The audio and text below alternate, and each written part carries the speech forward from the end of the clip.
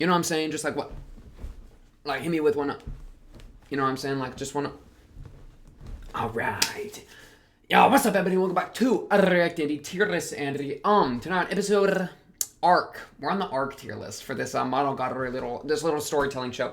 Fun fact: we just did the off-season, monster season, whatever you call it, trailer, right? Reaction, because they came out between me and the last tier list. So like in the playlist order, you know, you should be hitting, in the Monogatari playlist order, you should be hitting that. But like if you jumped over it, just letting you know, shout out the Monogatari playlist.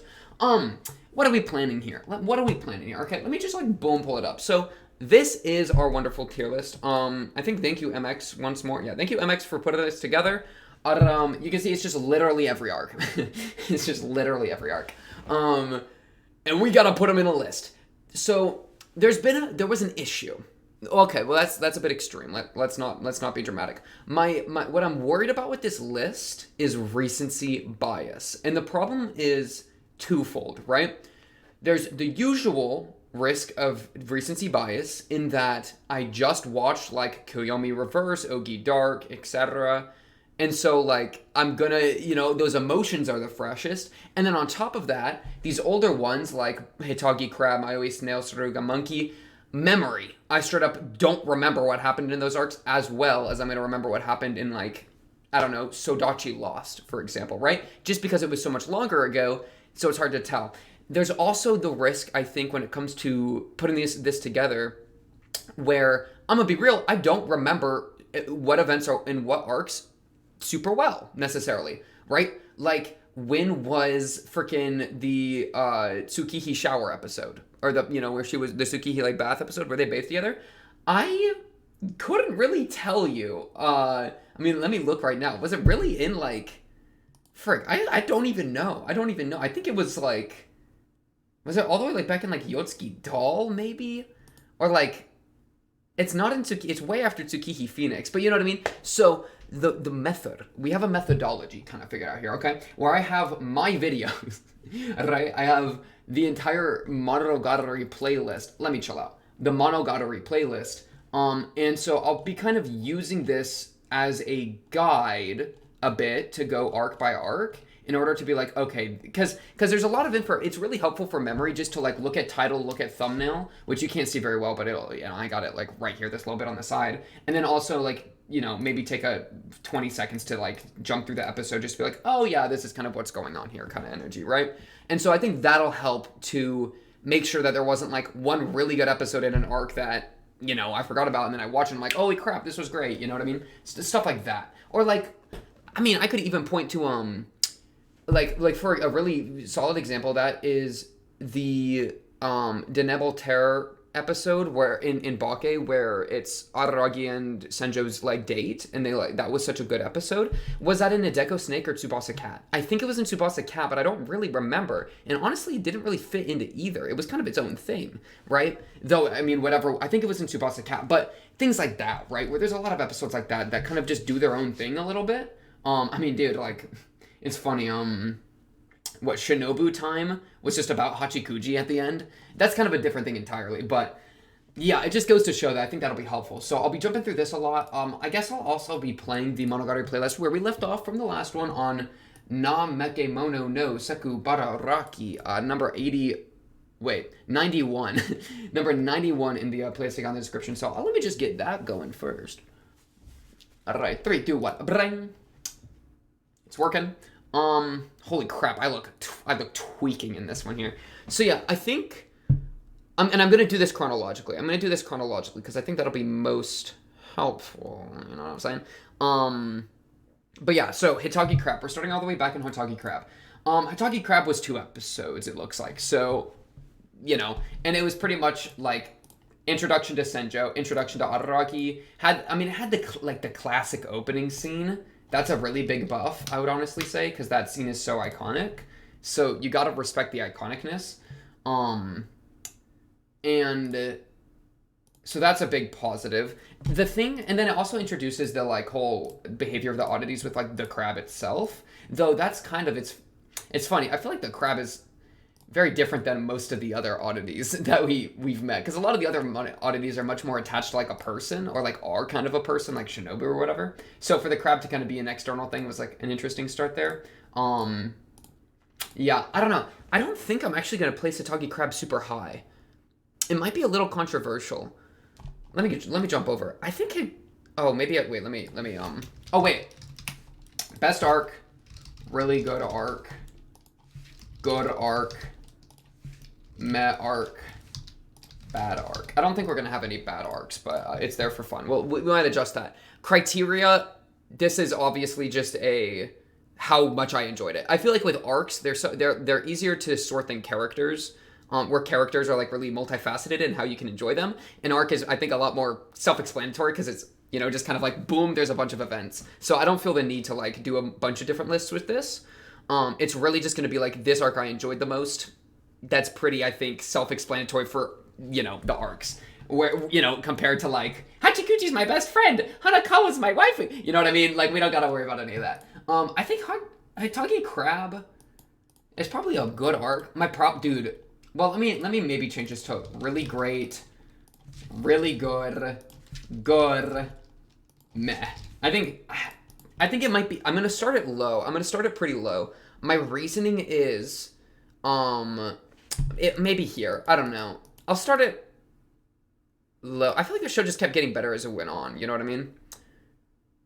Though maybe it's just because I wasn't accustomed to it. Though low-key, I think that's worth factoring in because there is a learning curve to Monogatari, I would say. And so the early arcs are always going to suffer because you're in the learning curve. So it just is what it is, right? My reasoning for Hitagi Crab being kind of low is, I remember it started off so strong with like the sexual violence with Senjugahara. And I don't know if I liked that. I don't know if I like that too much. There's a lot to like there, with like, you know, the iconic intro shot. I feel like episode 1 where we meet Hanakawa is really good. Like that scene where they're talking at the desk. I mean, that's another iconic scene. Senjugahara, like the whole like stapler in the mouth thing is iconic. Like there's a bunch of iconic things, but I feel like episode 2 might have lost me a little bit where we're just kind of like, it's kind of just, it's very explanatory, which makes sense. But then jumping right to like, oh, she was very mistreated sexually as a child. It's like, okay, you know, that's like uncomfortable, right? And I'm of the mind, and I share this in other series, I think, that like sexual, like, what's the word? Conflicts, like sexual conflicts, or like, you know, sexual harassment, you know, rape, whatever, like all these like really serious things, very sensitive subjects. I think they're extra sensitive in like the Western society, right? I mean, I'm not gonna say so let me just bring Western society into blame. Those things for me, it takes a lot of work to do them well because they're very sensitive, especially when it has to do with children, right? That's like one of the most sensitive hot button sensitive issues in like all of Western society, right? I would kind of even say society more globally, but especially Western society, right? And so for it to be kind of an immediate thing with Senjugahara, I feel like that didn't really work to connect me with Senjo that well, right? I think I didn't necessarily like Senjo in the first chunks. She's probably the character that took the longest for me to like in a lot of ways, right? Yeah, unless I like Ononoki is kind of I think maybe a similar person to fit that vein. But yeah, so in that way, I think that arc it's a good intro. I'm not going to say well, I don't know. Episode 2, I don't remember really being like, I was just like, what am I watching, right? It's not really you could maybe call it like a barrier, right? Where we're starting off with a, what's the word? Trying to like filter. You could call it a filter. So maybe it's just kind of extreme on purpose to filter people, but I don't even know how it'd start with, like, why would you start with a big filter in the front? You know what I mean? Like, I don't know. Yeah. So it didn't quite, it's super iconic, especially episode 1, but the conclusion of episode 2, I feel like might have been a bit too early to bite off so much. You know what I mean? But I don't know. I might be wrong for that. Maoi Snail, I remember really well. I don't think I really need to flip through these too much. Honestly, Maoi Snail was goated. I feel like Maoi Snail was at least really good. Maybe even really great. I think Maoi Snail, the conclusion of Maoi Snail was maybe like, where I was like, oh, I think I get what the show, like, oh, this is why people like this show. I think that might have been like the first moment that I actually was like, kind of pogged a little bit. More than like episodes 1 through 5 or whatever. Reason being the twist, right? The twist with Hachikuji where like Senjo couldn't see her and it was like Aragi's already like that whole situation. I thought was like a great twist, right? And that's like it's kind of like Baby's first twist because you know the show continues to do that kind of behavior moving on. Oh yeah, the music up here. I didn't say that earlier. So that's what that is if you haven't seen that. Just so you can sync up your music with mine if you're feeling it. But either way, yeah, really good twist, right? Hachikuji I love as a character. It's another situation where it's a filter, which, you know, I mean, I guess kind of better to get it out of the way early than get you invested in characters and then try to filter you later by, like, doing horrible things to them and making me, like, upset that I even invested with these characters in the first place if you're gonna, like, mistreat them narratively. You know what I mean? So, like, maybe best to kind of start the filter early. It's kind of hard to say. I think Hitagi Crab was too much too quick for me. I think that was a bit much. Maoi Snail, the filter was a lot more like, I think, typical anime lighthearted, where it goes for the, like, you know, like the whole, like, molesting things. Still a filter, you know, but the lighthearted nature, I think, makes it more palpable for me. I'm trying to think. Really great or really good? It might be like a low really great. It's really straddling the line for me. Yeah. Oh, it's hard to say. It's hard to say because we don't have other things on the board. I'm sure I'll move it around. Introduction to Hachikuji. I didn't like Hachikuji when we first met her. You can actually even see that with my my titles, bro. I named episode 3 Lost Insane Child. I called her insane because I thought I was like, can you not? And then I think I renamed this one later to stop biting me. But like, yeah, episode 3 and 4, I was kind of annoyed with her. And then episode 5, I was like, oh my goodness, I'm actually empathetic towards this girl. Wait a second. It's actually like, you know what I mean? Like the punchline, so to speak. Oh my goodness, wait, look at this. It was Araragi getting woken up by the Fire Sisters. We've seen this shot like a million times where they're shaking him like that. Holy crap, it's all the way back in Block A5. The rewatch. This is like a baby rewatch. But yeah, I would say the twist value was very good. And that's, I think, was like a really... like, a part of me... It's too iconic to have anything except Hitagi Crab at the front. But like, I think if I had to get someone to watch an arc to tell them this is what this show can be, I might even pick Maoi Snail over Hitagi Crab. Like low key. Honestly, like obviously Hitagi Crab's going to be way better to start the series because it's so much more important to like, you know, the introduction though. I almost want to divorce the first, like the before the OP of Hitagi Crab from after the OP in Hitagi Crab. Because before the OP of Hitagi Crab is like really great. But I think the rest of it, like the actual meat and bones of Hitagi Crab, I would put in just good, you know? Because, like, the iconic shot with the stopwatch as the skirt flares up, right? The really quick, like, faux recap of Kizu, though you haven't seen Kizu yet, right? Those elements are so interesting, and you can do so much with that later. So I love that. It's just the actual, like, arc and how it just is kind of, like, it's more like, okay, this is kind of interesting, you know, there's spirits or whatever. But then it kind of goes too far in some areas. I'm like, what are we even doing here, man? If I had to pick one from probably literally anywhere, because, like, you know, to show somebody and be like, this, I think, is where Monogatari, like, if you can accept this arc, then you will love Monogatari. It would probably be Maoi Snail. Because it has a mix of the fan servicey scenes, especially some of the more problematic, you know, ones with the whole, like, Hachikuji molestation stuff. Like, that's so that you'll get past that filter. And then it has a good twist mixed in with a mystery that makes you recontextualize the entire arc. And that, I think, is where the spirit of Monogatari is, so much more than Hitagi Crab. So, that's why Maoi Snail is goated, I would say. Saruga Monkey. Wow, just 3 episodes. So this was a pretty good twist as well with the Rainy Devil, like being like the being Kanbaru, obviously, right? And just kind of a completely different antagonist or oddity for Araragi to face, right? One that is actually like out for his blood, you know. Like way later in Maoi Hell, there's a really good point on that. How like Tsururuga Monkey was different than the rest of the times that Araragi went to like save people, you know. And obviously introduction to Kanbaru. Kanbaru's a goated character, really like you know, one of the goats of the show. The show wouldn't be the same without Kanbaru, obviously. A lot of it's funny, the like over dramatic fight scenes. Episode 8 was like one of the first ones for that, right? That's like there's blood everywhere, and that's kind of a staple of the show. Pun not intended. Staple, right? And so I quite enjoyed that. Oh, and we're getting a lot of Oshino action. Yeah, shout out Oshino. Oshino and Bake cooked, right? Love that guy. No, honestly, those hyper violent scenes, I feel like they kind of had a different tone way back then. Like, I don't know. Never mind. Well, it's one of those things. I feel like we haven't. How many of those like hyper violent scenes that are like played up do we really see in the later arcs? I feel like not as many.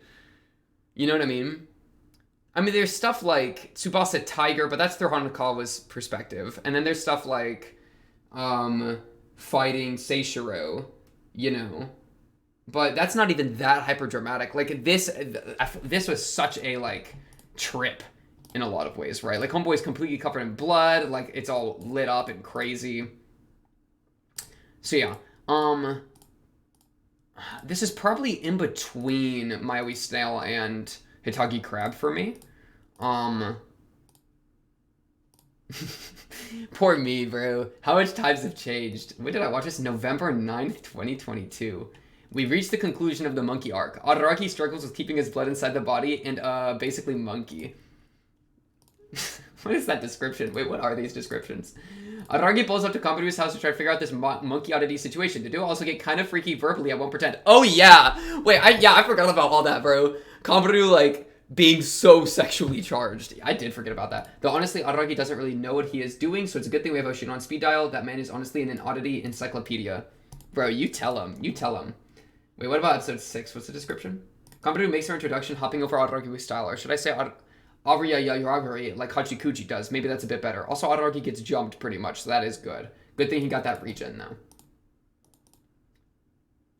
Yeah, I'd probably give this just right in between. I think... Do I really want to say Tsururuga Monkey is, like, better than Hitagi Crab enough to deserve a tier jump? That's kind of hard. Man, it just, dude, the early arcs are so, like, the later arcs were so much more fun for me. It just kept getting better. The entire show just kept getting better, right? That's why it starts in good, and then, like, I almost want to do this, understanding that this isn't bad. You know what I mean? Because, like, Tsururuga Monkey was solid, but really a lot of this just is, like, a foundation for us to stand on later as we go into the heights, right? And, like, shout out Prince of Egypt. Does the stone that's at the very top thinks it's more important? Wait, does the stone at the top think itself more important than the stone at the base? Right? That's me. It's not perfect. That's not perfect verbiage, but that's part of a song, right? It's da da da da da da da da da. That song, bro. So, like, I kind of don't want to say like. I don't want to hoe the foundation, right? I don't want to hoe the early arcs that set up a lot of stuff that's pog later. But, like, they're so pog later that the arcs are just, like... If you're ready for them, they're just better. You know what I mean? But it's due to these arcs. So I don't want to hone too much. But I could totally see this.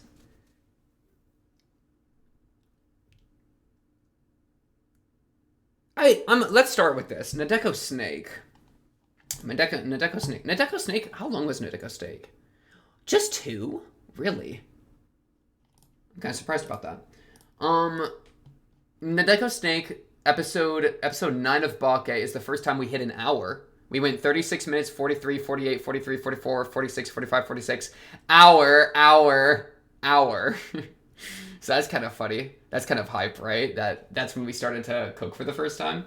This show taught me how to yap, bro. Your boy learned how to yap from Monogatari, low-key on the schleeze.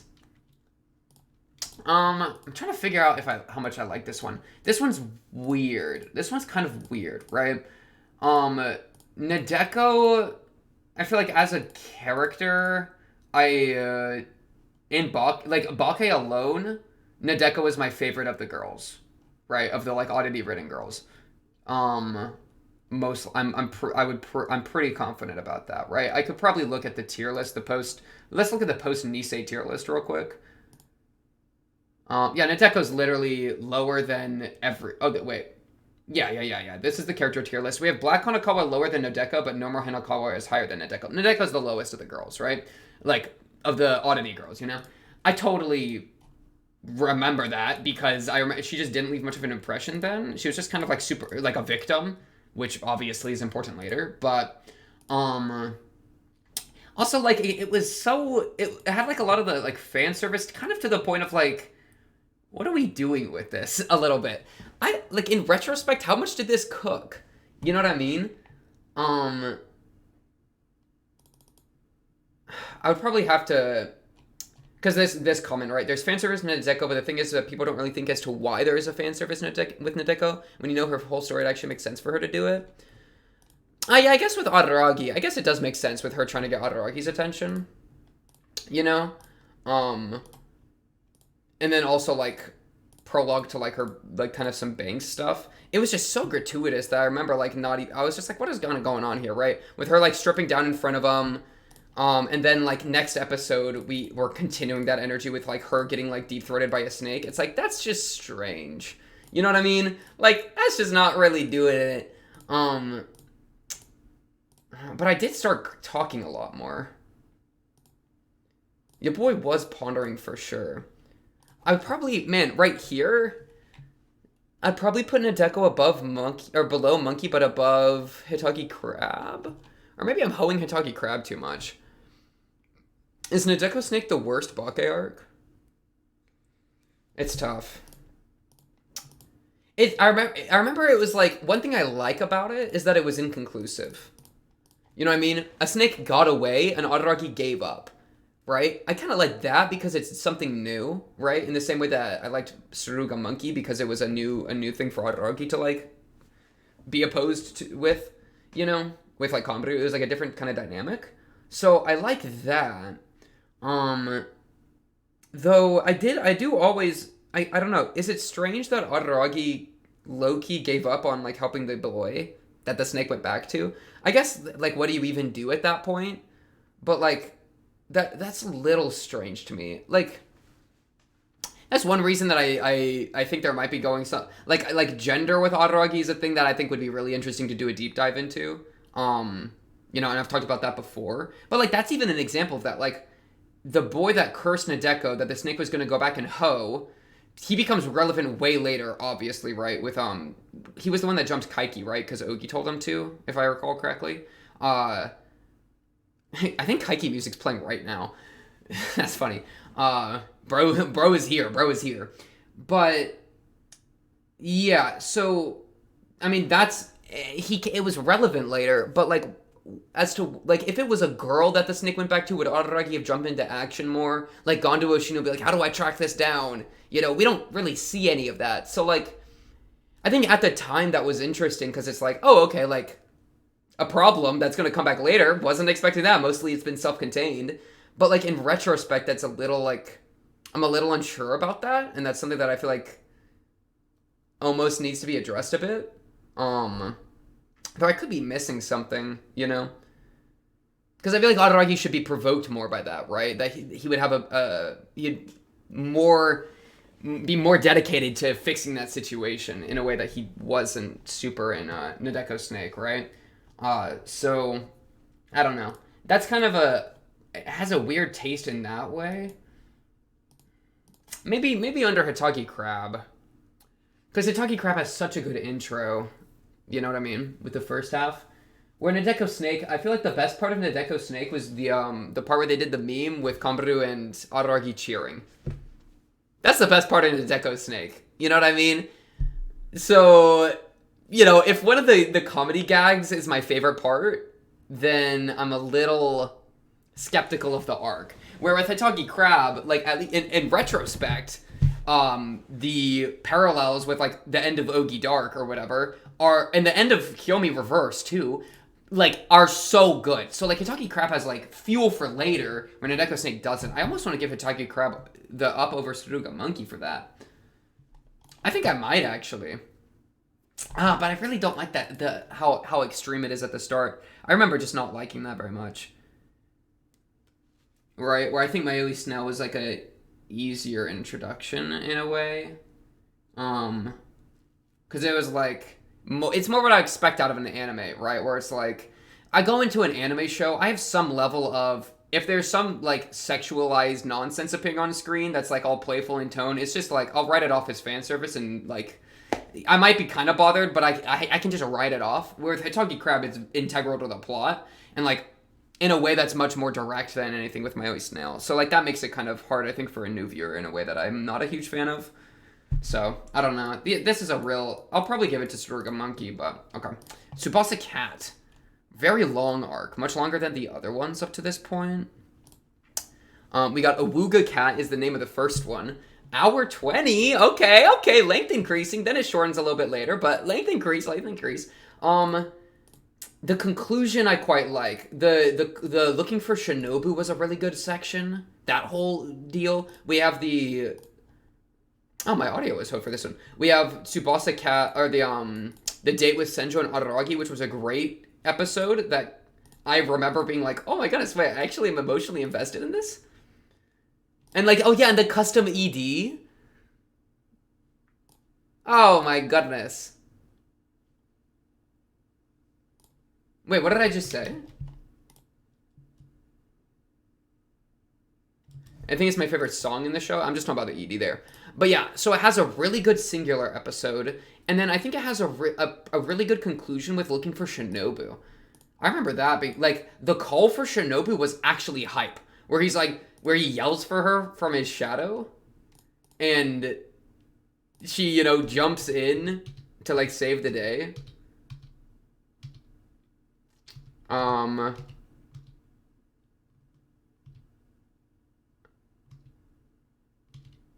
Yeah, I'm trying to scroll through it to try to find that scene just so I can remember it. Oh yeah, or maybe you can try calling someone for help. And he flashbacks to all these different characters looking for people. Aragi throws in a quote, people can only save themselves on their own. It's like, oh shit.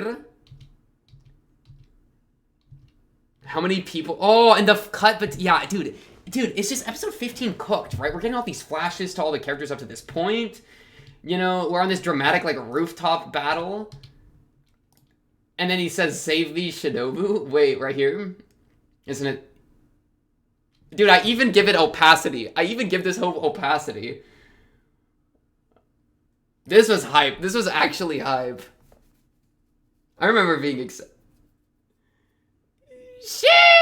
Shinobu, shee! And bro's like, what am I looking at here?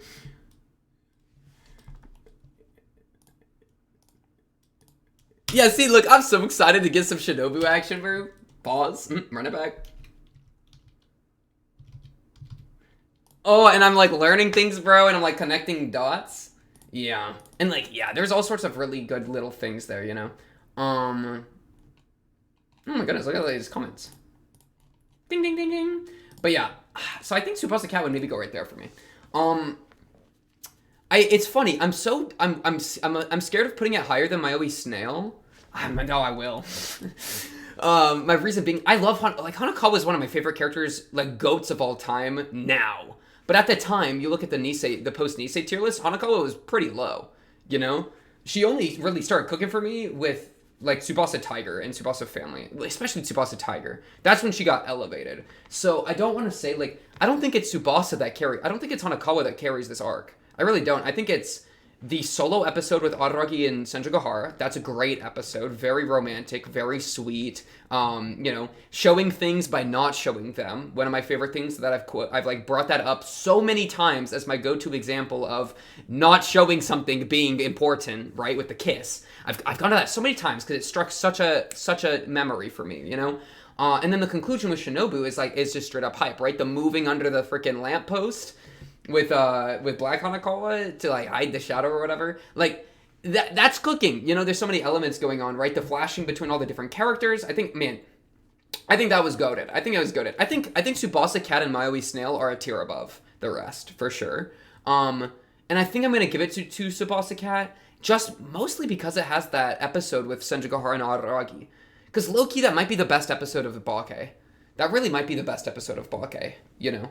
I mean, first episode's like more iconic, obviously, but I remember just loving that episode so much. So, that's probably where I'm at for the Bake arcs. Yeah. Kiyomi Vamp, so that's just gonna be our Kizu arcs, right? Bro, at the time, I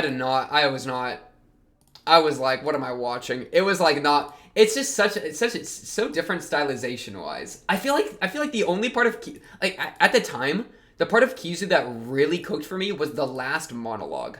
I remember watching it and being like, kind of like I don't really get what's going on a little bit. You know, it wasn't quite connecting.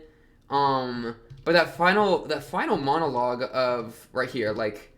We who wounded each other. This monologue. Oh, I can play this because these obviously won't get copyright stricken. They're my videos. I get copyrighted by myself. Holy crap. I'll read this though. We who wounded each other now lick each other's wounds. We who became damaged goods now seek each other's company. If tomorrow you die, then tomorrow my life will end. If today you live, then today I too will live on. Is there more or is that it? Thus begins a tale of wounded individuals. Red when wet, black when dry. Like, this shit hit! This shit's so good! A tale of blood. Like, holy crap! A tale of our precious wounds that will never disappear. Like, are you kidding me? This actually smack!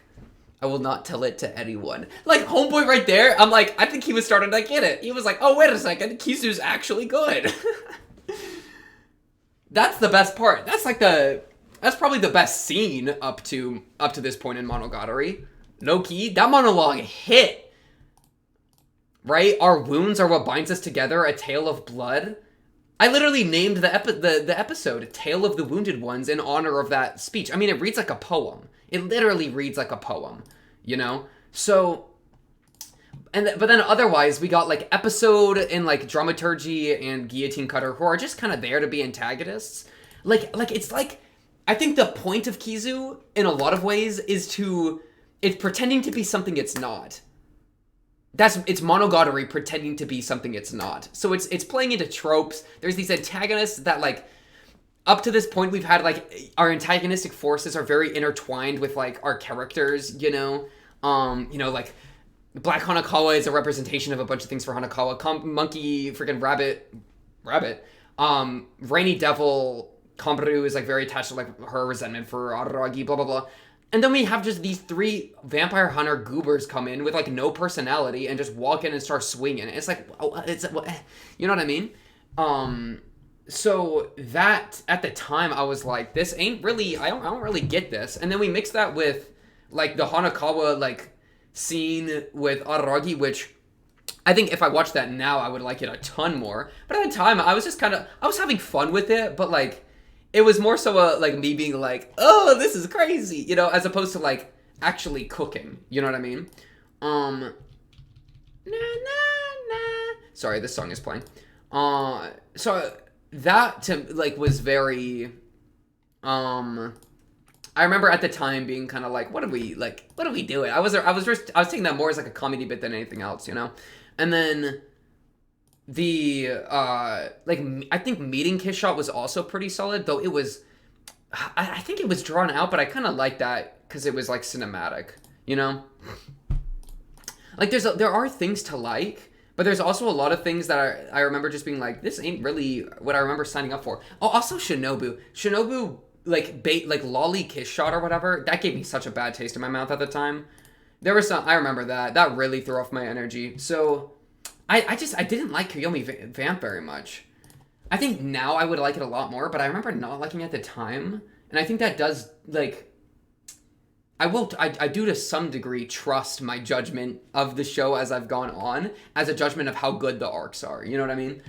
Obviously, my experience isn't objective, and I am somewhat attempting to do this a little more objective than just completely subjective, right? It's obviously my opinion, but it's more than I'm trying to kind of view them more as an arc in a totality, in its full total being, rather than just how I felt about it at the time. Though I think how I felt about the time is important. And with Kill Me Vamp, that was probably my least favorite up to that point, you know? And probably like experience-wise, having watched all of these, it was probably the one I enjoyed the least while I was watching it, you know? But I don't want to say it's bad, because it has a lot of good things. And I think how it interplays with Bake, having been chronologically before, is really interesting. It sets a lot of things up, right? In that way, with like how the story is told. Though, it's also funny, it's fun. I think I was more interested in Shinobu at the time. I was more interested in Shinobu before I had gotten the information on her. I think the enigma around Shinobu and Bake was more interesting to me than the actual information we got. So that's kind of, I think that probably ties into it as well. I'll probably put it.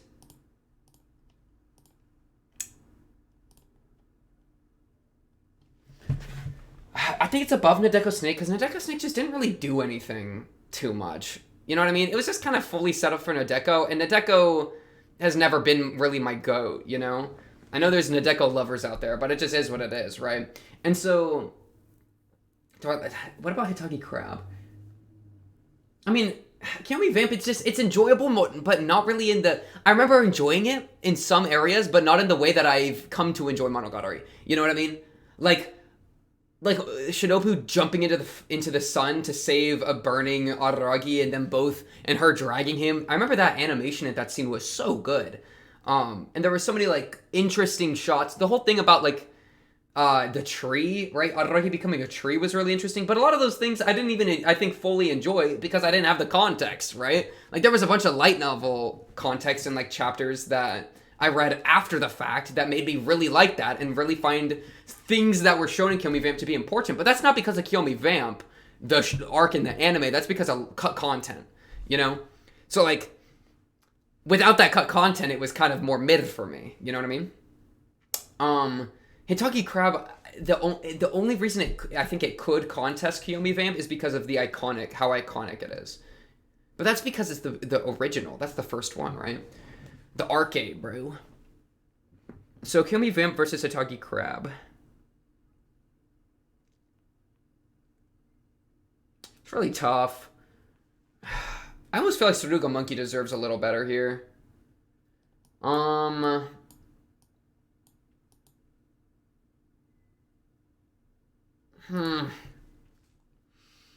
think I'm going to give it to Hitagi Crab. I really do think I will.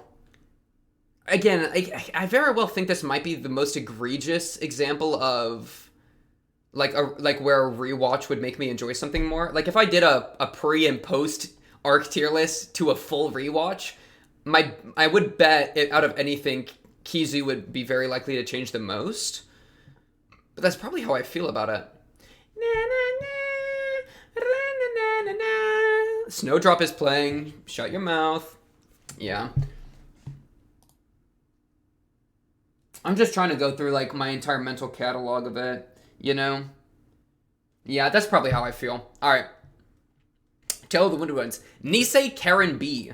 So Karen B went up through 7. Longest arc up to this point. Not counting, like, Kizu, kind of, because maybe it has more, like, minutes or whatever. Fire Sister Relevancy arc. Introduction with Araragi being, like, handcuffed to the desks or whatever. Then we got Kaiki's introduction in episode 3. We got the infamous bath episode in episode 4. We got the toothbrush episode. That's not Karen B, actually. Wow, that's Tsukihi Phoenix. That's funny. Oh, yeah, because it's like he's now much more comfortable with Karen, you know? So, and that only happens after the finish of the arc. Karen versus Capitalism. This is when our length really jumped, which is funny. You can see episodes 1 through 3 of Karen B are an hour, and then the bath episode happens and we jump up an extra half-hour average. That is so real. Also, let me take this jacket off. It's freaking hot in my room. But yeah, man, this is kind of a tough one. This one, memory-wise, I'm a little slow on. I'll be real. The parts I really remember liking. I don't remember. I think it was literally right here. Right here when Araragi and Karen hug in episode 7 and they make up a bit.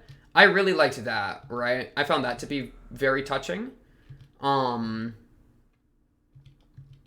remember that being a good emotional beat. Right. Kaiki only builds from here. Right. Kaiki. How much did I care about Kaiki at the start? I mean, he's a new kind of antagonist. It's an entirely new type of situation, bro. Where Karen is out trying to do all this heroism and then it can, like, be used to parallel Araragi. What do I think of the bath episode? I mean, it was a good vessel for discussion, right? Where anime when parents walk into your room. Like, I've come to appreciate the bath episode. Pause, no clipping. In a way that, because of how, as an example of how what appears to be fan service really carries, like, more important things under the surface. That's pretty much like the bath episode summarized, right? Where it's like there's a bunch of stuff on the screen that makes you be like, what are we even doing here, dog? But then there's a conversation underneath, especially it pivots when it gets, like, red tinted and all that. There's a conversation underneath that is really important to the characters, right? What happens in episode 2? Oh, because she gets sick, so Buzz is in reference to the bee. And we got some Kombaru action as well. This was Nisei was pretty good, I do think. The intro also has one of my favorite OPs. Though I won't really count that too much because we're doing the OP ED tier list later. So, we really do start with it, like, just hitting every character, huh? We jump around between Tsukihi, then we jump over to Hachikuji, then Nadeko, then Kombaru, right? As we're kind of going around trying to figure out what's going on. We jump to Senjugo Hara, right? Yu and Oshino solved my problem. Wait, what is even going on here? Oh, learning about the Kaiki. Yeah, learning about what Kaiki is. So yeah, I don't know. It's... How much better is it than the Bake arcs? Or is it not better than the Bake arcs? That's really the question here. I think it's good. I think it's pretty solid, right? Trying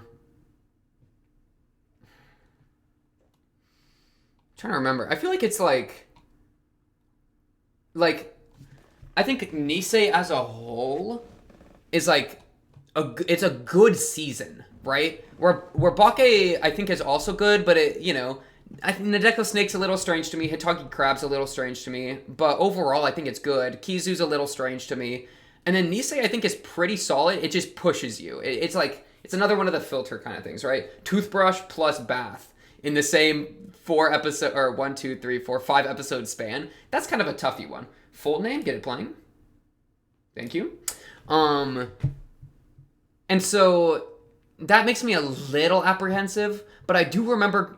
Like, this is easily the best Karen gets, I think. This is the most action Karen gets as a character that, like, I kind of remember appreciating.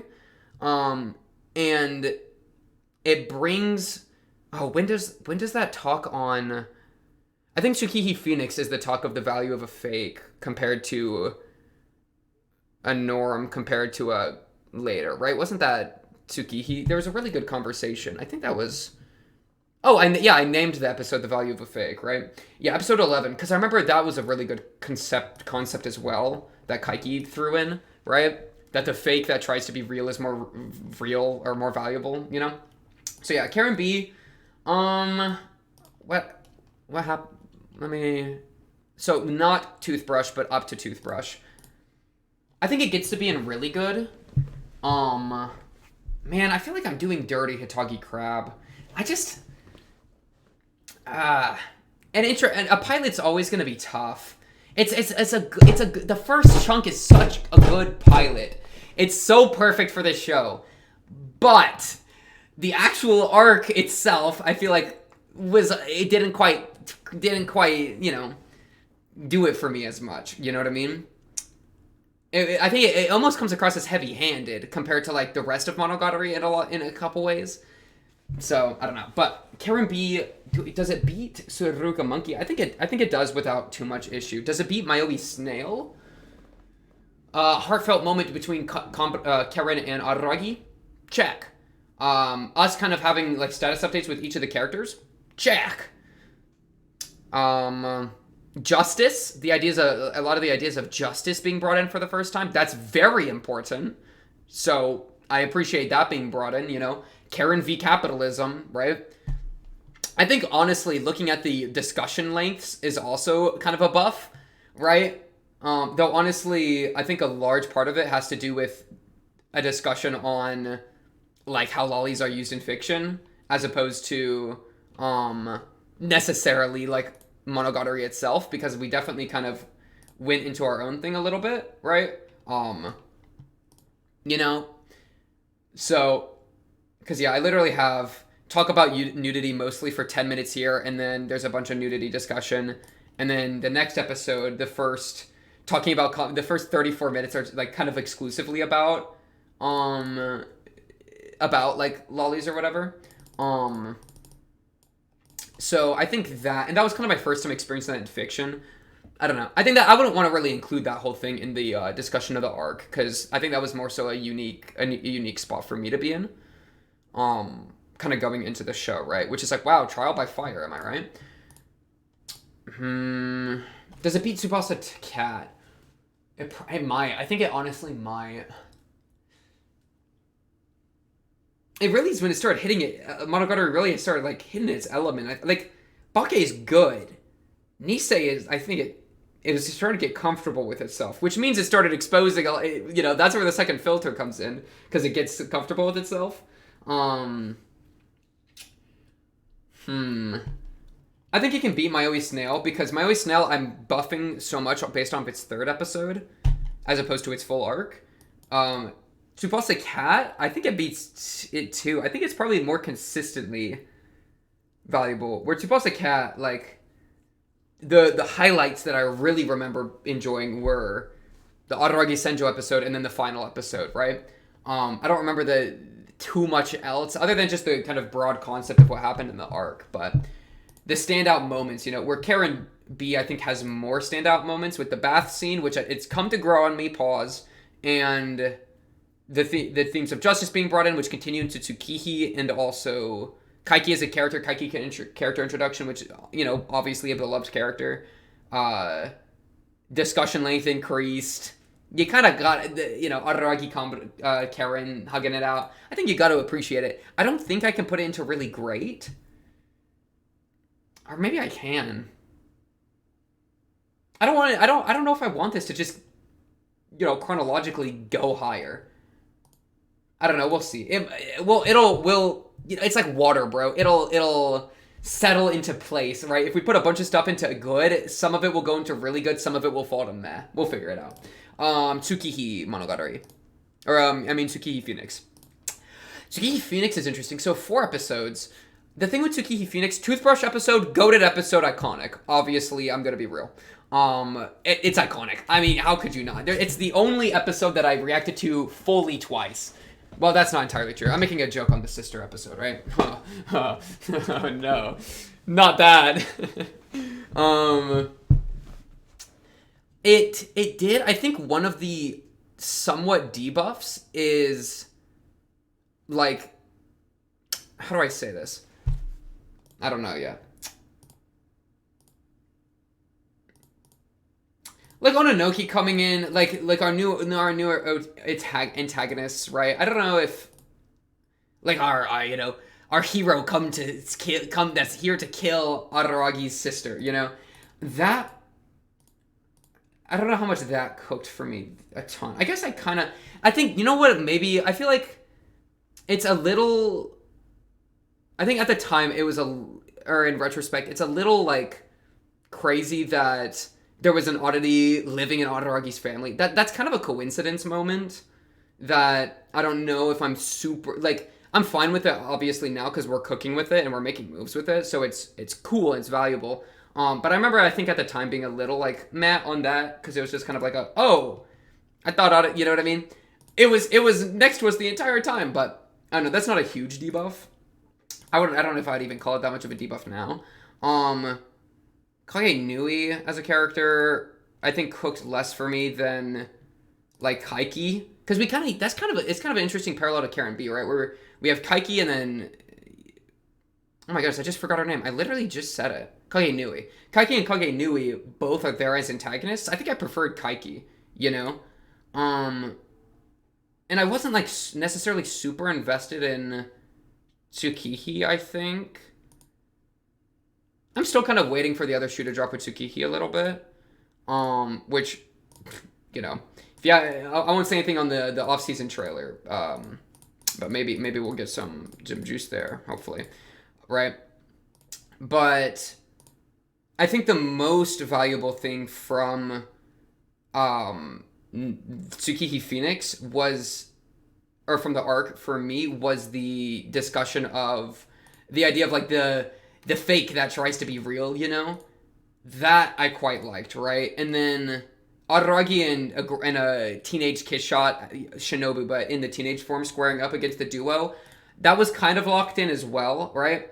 Araragi just getting beat up, and that being the tool he uses to, like, he's, like, attacking her motivation to fight, and, like, her idea to, rather than actually fighting back on his own, in a way. So, that's kind of goated. I haven't lost yet. I haven't conceded to you yet. It's like, yeah, you're going to lose the will to punch me. You're going to tire yourself out. That's pretty goated. I just, like, my thing, I think the toothbrush episode is probably, like, the level of iconic makes it almost more valuable to me than the rest of the arc.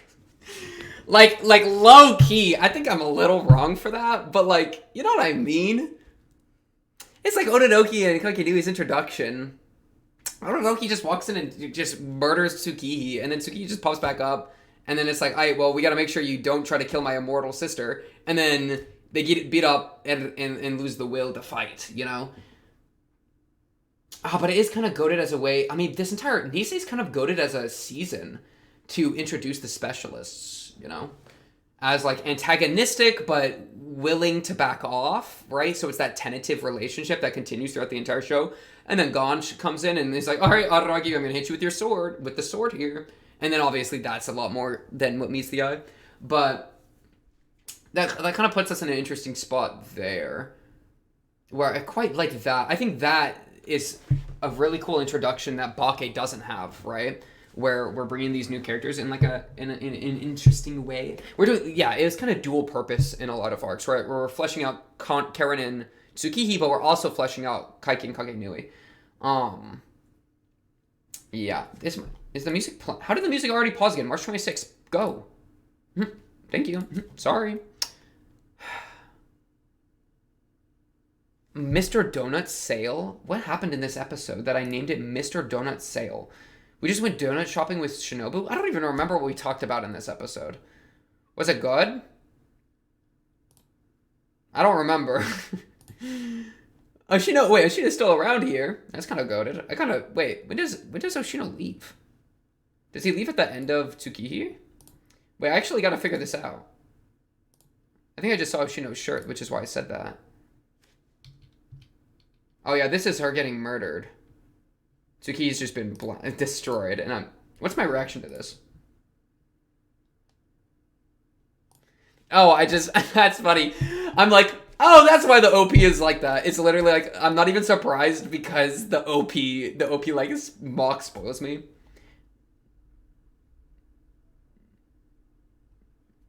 And then Araragi goes into this like rage mode or whatever.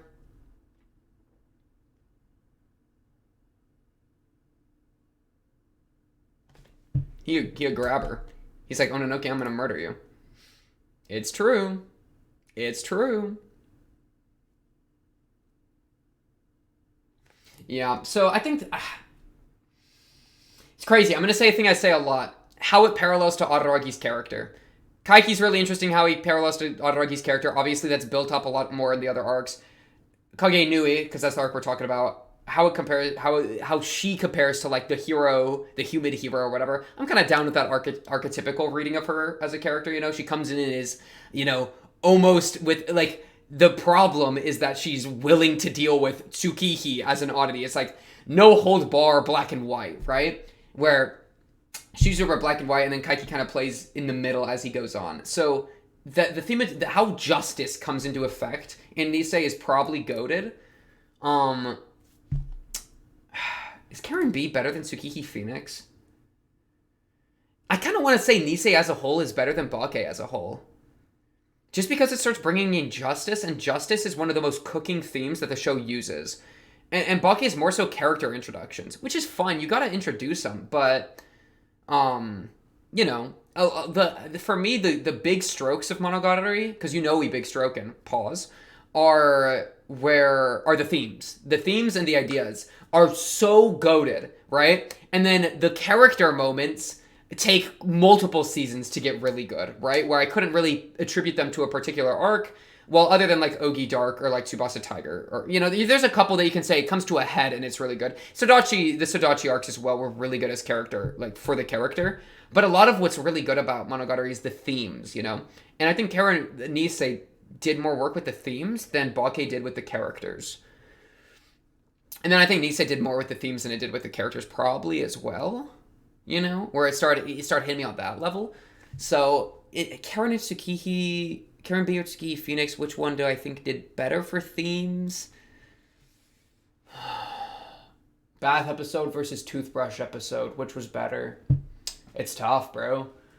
We got Shinobu feet, and we got toothbrush in Karen's mouth.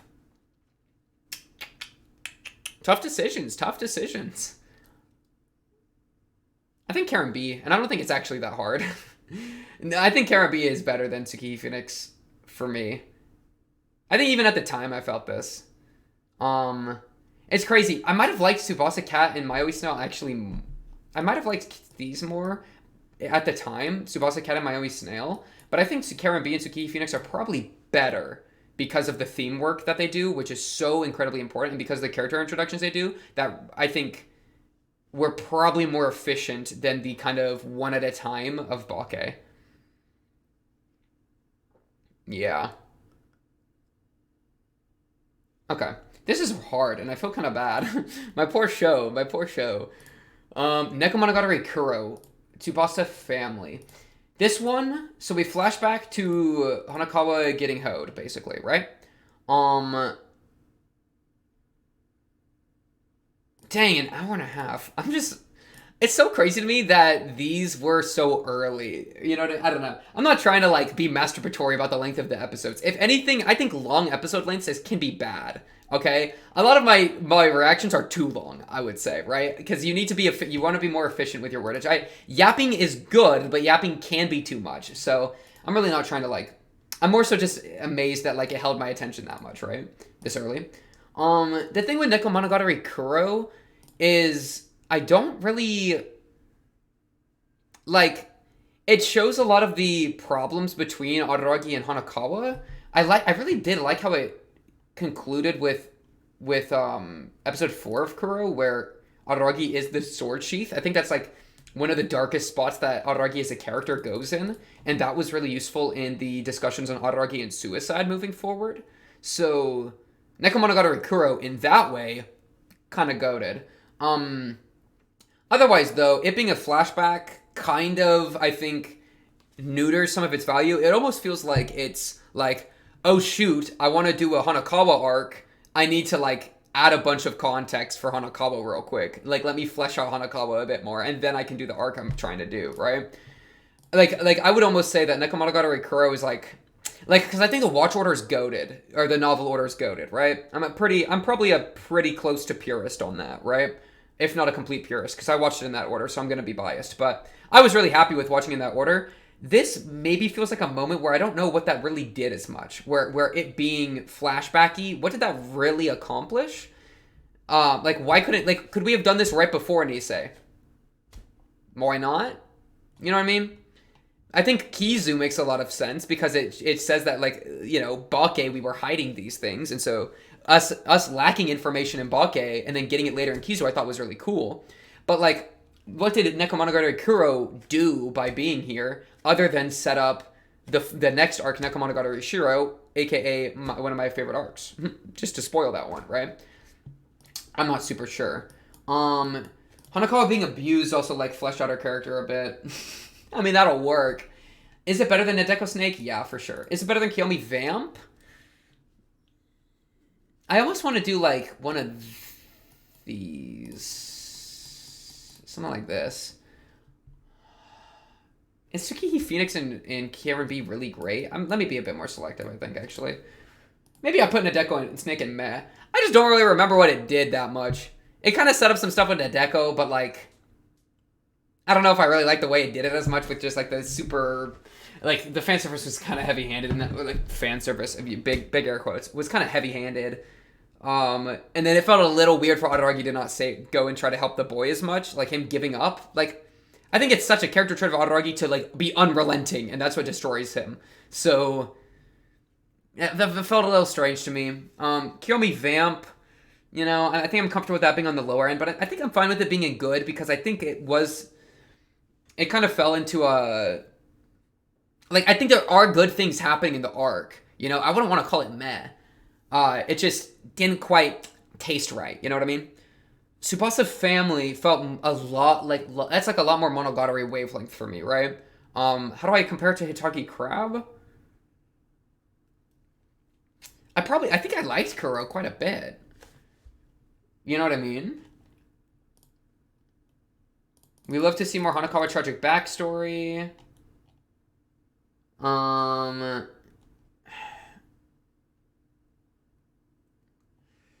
Yeah, like, yeah, and we're hearing all this stuff about like the what do we call it? What am I trying to say here?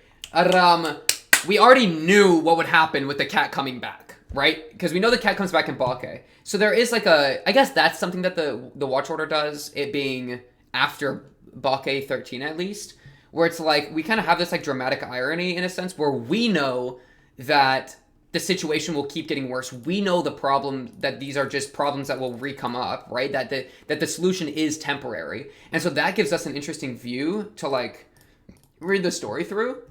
So I quite like that, I suppose, right?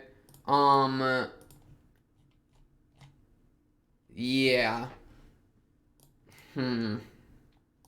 I think I like this one more than I would even give it credit for. Me, like typically, I think I might even put it top a good arc. I don't know if I really want to put it in really good, just because it's such a like let me give you context arc, you know, and like the bad feelings between Hanakawa and Araragi, like them being kind of like so much more explicit, is really important for Nekomonogatari Shiro. Tsubasa Tiger. Does it serving as prep work for Tiger give it a buff or not? How much of a buff does that give?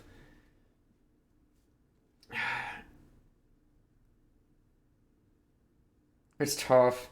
I think I can give it a really good. I think I'll give it a really good because I like Maoi Snail because it's a good early arc that gets you in the spirit of Monogatari. I like Tsubasa Cat because of the two of the episodes within it are goated. I think I like Tsubasa Family. Like, I think my really good arc kind of tier is for, like, I like this specific thing enough that it did to warrant something. Karen, Tsukihi, those arcs, both a bunch of justice ideas. Introducing specialists, balancers, whatever you want to call them, you know, those were goated. You know what I mean? And then also Bath, Toothbrush, giving us some, like, interesting, kind of funny, weird thing, funny in big air quotes, but weird things Monogatari does that, homie, we just gotta get used to type deal, right?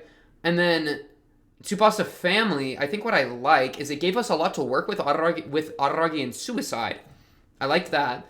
And I think us having that dramatic irony is kind of a cool way to start an arc. It's kind of a similar thing with how Hana Monogatari ended up with in its watch order, right? Where we have a bunch of information from, like, you know, all the different other, or we have a bunch of information because of Hana that then is important later, you know? That was quite goated. Is Hana in this lit? Where's Hana Monogatari? Oh, it's not going to be called Hana. It's going to be called Suruga Devil, there it is. I was looking for Hana Monogatari. Sorry, distracted. But, yeah. Basically, I think Tsubasa Family deserves being really good. I don't think really anything's made into really great yet. Then we have Nekomonogatari Shiro.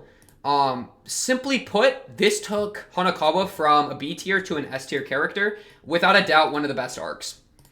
Without a doubt, one of the best arcs. I love this arc. Its conclusion episode is probably a top 3 episode in the entire series for me. Maybe a top 5, but probably a top 3. I absolutely love this arc. Jumping between a really natural way of jumping between different characters. That's one of the things with this show. There's a tendency to check up on characters a lot, where it's like, oh, I have a problem. Let me like keep coincidentally running into different characters so that we can have Hachikuji on screen for a little bit, and then have you on screen for a little bit, and have Nadeko on screen for a little bit, right? I think Nekomonogatari Shiro, Tsubasa Tiger, did a freaking goated way to make that natural because she had to move. There was fire, you know? She kept bouncing between places, and that was integral to the plot. So I really liked that, A. Her connecting with Senjugahara, both as, like, intertwined with love with Araragi, goated, right? Her entire thing with Black Hanakawa, literally episode 5, learning to, like, accept the tiger, learning, freaking becoming one with the oddity is, like I was devastated here. Your boy was locked in. Your boy was feeling emotive, okay? You can see it in my eyes, bro. It's a little red at the edges. Yeah, your boy was... Dude, this is good. This is what we're looking for right here, man. Those are tears. Those are like little tears welling up right there. Right? When Araragi rejects her. Bro, I see her get rejected by Araragi, and I smile, and I'm like... emotional. That is so goated. And she cries, and look at me, I'm gonna cry, bro. This is a goated arc.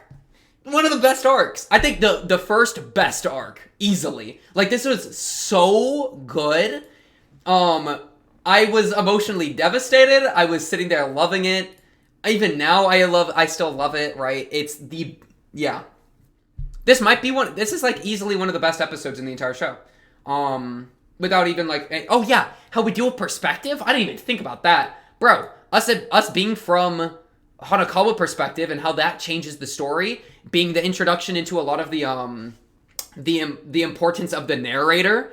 This was a great introduction into that, right? Where we really see it in a way that really highlights Araragi. It made me miss Araragi. Araragi shows back up and I'm like, Araragi, I missed you! I was not expecting that at this point in the story, you know? Yeah, this is goated. This is one of the best arcs without even any question. If you thought otherwise, you're wrong. If you put this into anything other than the top 2 arcs, I think you're actually wrong. Sorry. It is what it is. It's simply too goated to say otherwise. It's simply too goated to say otherwise. Yeah. I don't even need to say more. I'm so I think people understand. I've talked about this arc so much that if you've watched the reactions full through, you know that this arc is goated. I don't need to explain myself. Mayoi Jingshai. Okay, I'm gonna be real. This arc, I don't think cooked for me very much. It felt a little... It felt kind of out of place to just time travel. You know what I mean? And I feel like so that's always, and we've come up with different like reasonings for what that can mean and how valuable that could be or whatever. But it more so, I think the time travel concept clutters more than it makes things that are abstract interesting. I think it clutters more than it does anything else. Where like, compare that to like Kiyomi Reverse, where we're dealing with like what could have been, regrets, in like a way different way. I think that's more interesting than time travel, which is like, well, now I'm thinking about rules and like alternate universes, and it's like, that is so much to bring into a story that like, especially if you don't spend much time thinking about it. Us doing it to like save Hachikuji, I think is an interesting premise. I think I like that. And us like rekindling kindling our relationship with Shinobu, right? Them, Araragi and Shinobu getting like time together, in a sense, us seeing a kiss shot that kind of is making that promise at the end of Kizu Monogatari real, where she like, I think Araragi head pats her or whatever to like comfort her at the end. I think that's what he's doing right here, though. Obviously, I have it blurred, so it's kind of hard to tell. Shout out to Pip. um, but yeah, so I like a lot of the things that happen in the arc, and I like the premise somewhat. I like parts of the premise with like Hachikuji or whatever. Oh, and then is this where we get baby Hanakawa? He's a Hachikuji's right there. When do we get baby Hanakawa? I don't really remember when that is. Hanakawa in... Yeah, right here, right? Yeah, right here. This was a bit... this was a bit insane. And then doesn't he go to the police station? Oh yeah, she sent him to the police station. Get freaking trolled. Yeah. Because we were trying to find the house, if I recall correctly. I was wondering if I could cut such problems at the root. It's funny. It's like Araragi trying to think of like different ways to approach problems, you know. So I can appreciate it on I think a abstract level. I can appreciate it quite a bit, but like actual execution wise, I don't think it came across as well for me. Just because time travel is like such a can of worms in any story. Like unless your story is fully dedicated to time travel, I think I wouldn't really engage with that concept. You know what I mean? So do I dare put it in really good? And I've just always never really felt super attached to a idea of a grown-up Hachikuji in any iteration, right? Us seeing like Survivor Hachikuji, I think it is interesting how it's like do I trade the world for a Hachikuji that gets to live, you know? Though then it ends up just being like, yeah, talk to Hachikuji about it instead of just going off and doing it, bro. But this also is so important when it comes to later stuff with the shrine. I won't really factor that in. But yeah, the music. Yeah. I think the execution left me a little mlabada, right? I think I can put it in really good. I don't think it deserves to be in Suruga Monkey Hitagi Crab Kiyomi Vamp tier. I remember Suruga Monkey was full of a lot of yapping, now that I'm thinking about it some more. Like a lot of the jokes and like dialogue that at the time was just like, felt like it was just like kind of nonsense. Probably really good looking back, but where it's just like there's so many like sexualized jokes from like Kombaru that I'm just kind of like not following very well. But yeah, just remembering a piece on that and why that arc is there. Mayoi Jinshai, do I put it above Tsubasa Family or Mayoi Snail? Or neither? I kind of don't know if it even goes above Tsubasa Family. I think I can have it in really good. Because it's doing things. It's doing things on that abstract level that I can appreciate. Though, I think Tsubasa... Do I like Tsubasa Family more? It's necessary for one of my favorite arcs. It's necessary for a S tier arc. So it's like, you gotta give it some credit for that. And I honestly, I remember people thinking it was, like, telling me that it was kind of slow and, like, not that good. I don't remember. I remember, like, I don't really feel that too much with Tsubasa Family. I thought it was good. I thought it was totally solid and worth watching. You know what I mean? Because there was kind of a sentiment that I've heard that, like, at the end, after Nisei, there's kind of like you're in a lull a little bit until it gets peak again. I thought Tsubasa Family was kind of goated. Maybe that's not even that true, that sentiment. I think it can go there. I think I'm fine with it going there. Just because it felt a lot of... Shinobu gets a lot of arcs. She gets a lot of time in the spotlight, and I feel like she's been solid, but she's never had like a boom, bang, that's the sound of my heart, the beat goes on and on and on and on moment, you know? And this really, like... Well, she's had a few, but not as much as like some of the other characters, I feel like. You know what I mean? And this really was a Shinobu Araragi arc in a lot of ways, right? So, I don't know. I'll probably put it there. What's next? Oh my goodness. Monogatari. Episode 4 of Monogatari is probably in my top 5. What would my top 5 even be of episodes? I could kind of... I mean, this is the arc tier list, so now's the time. I think episode 5 of Neko Shiro, Tsubasa Tiger, is in the top 3. I don't think I'll rate inside, because that's really hard, but that's in the top 3. I think episode 4 of Monogatari might be top 3. Is it top 3? That's so high when we got the Ogi stuff later. Oh, and the Sodachi stuff? Top 5. Let's do a top 5. Tsubasa. Oh, I think I already did this last tier list. I'll do it again. F it, we ball. Nekomonogatari Shiro Tsubasa Tiger. Hanamonogatari episode 4 Suruga Devil. Sodachi, one of the Sodachi ones. I forget the name. I think episode 6 is Sodachi Lost, where they talk to her alone in the room, and it's... Oh, no, is that 4? No, I think that's 6. Oh, it is 6, because, yeah, then the conclusion's the next episode. Episode 6 was Sodachi Lost. One of the best ones, for sure. And then Owarimonogatari 7, obviously. And then Sister Reacts. Okay, bet. Or Siblings React. The toothbrush episode. Toothbrush episode for the 5th one. Okay, bet. Alright, yeah, that's good. Okay. Suruga Devil. Let's rank this arc. This arc, I'm a goat. I love this arc. I think a lot of people don't like this arc. I don't care, you're wrong. This arc, goated. This goat, arcade. Okay. How good is it though? Episode 4, one of the most emotional episodes in the entire show for me. Learning the truth of Numachi, almost called her Nanachi. Learning the truth of Numachi gutted me. That killed me so hard. Seeing a different narrator other than Araragi, pretty goated as well. I think every time that's happened, I've liked that, right? Dude, like, low-key, other than Tsubasa Tiger, it might be the best up to that point. like, low-key, am I wrong for that? I know people are gonna disagree, but I freaking like that arc.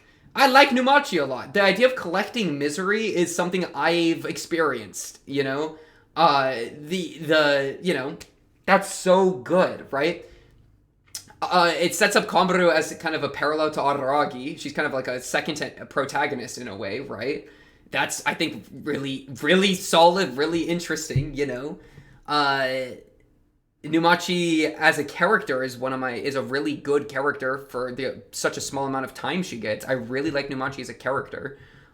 She do be a qualified yapper for sure, right? I'm not gonna pretend that she doesn't yap a lot, but like her personality, attitude, sentiment of it's like given up, right? It's like so hard to put into words. It's something that I've felt very intimately in my life, right? The way that she always kind of has like a light smirk on her face, but she's in horrible pain. You know what I mean? Where it's like she's struggling so much, and she's a product of someone that took their own life, right? That killed themselves. So she kills herself, obviously. So she's not in a very healthy mindset, a very happy mindset, or anything like that. And she has that like soft smirk, and she's just constantly kind of like yapping, and her like method of coping, of trying to like help other people, if you dare call it that, is to collect their stories and not even really do anything about it, but just kind of be the one to hold their burden, you know? That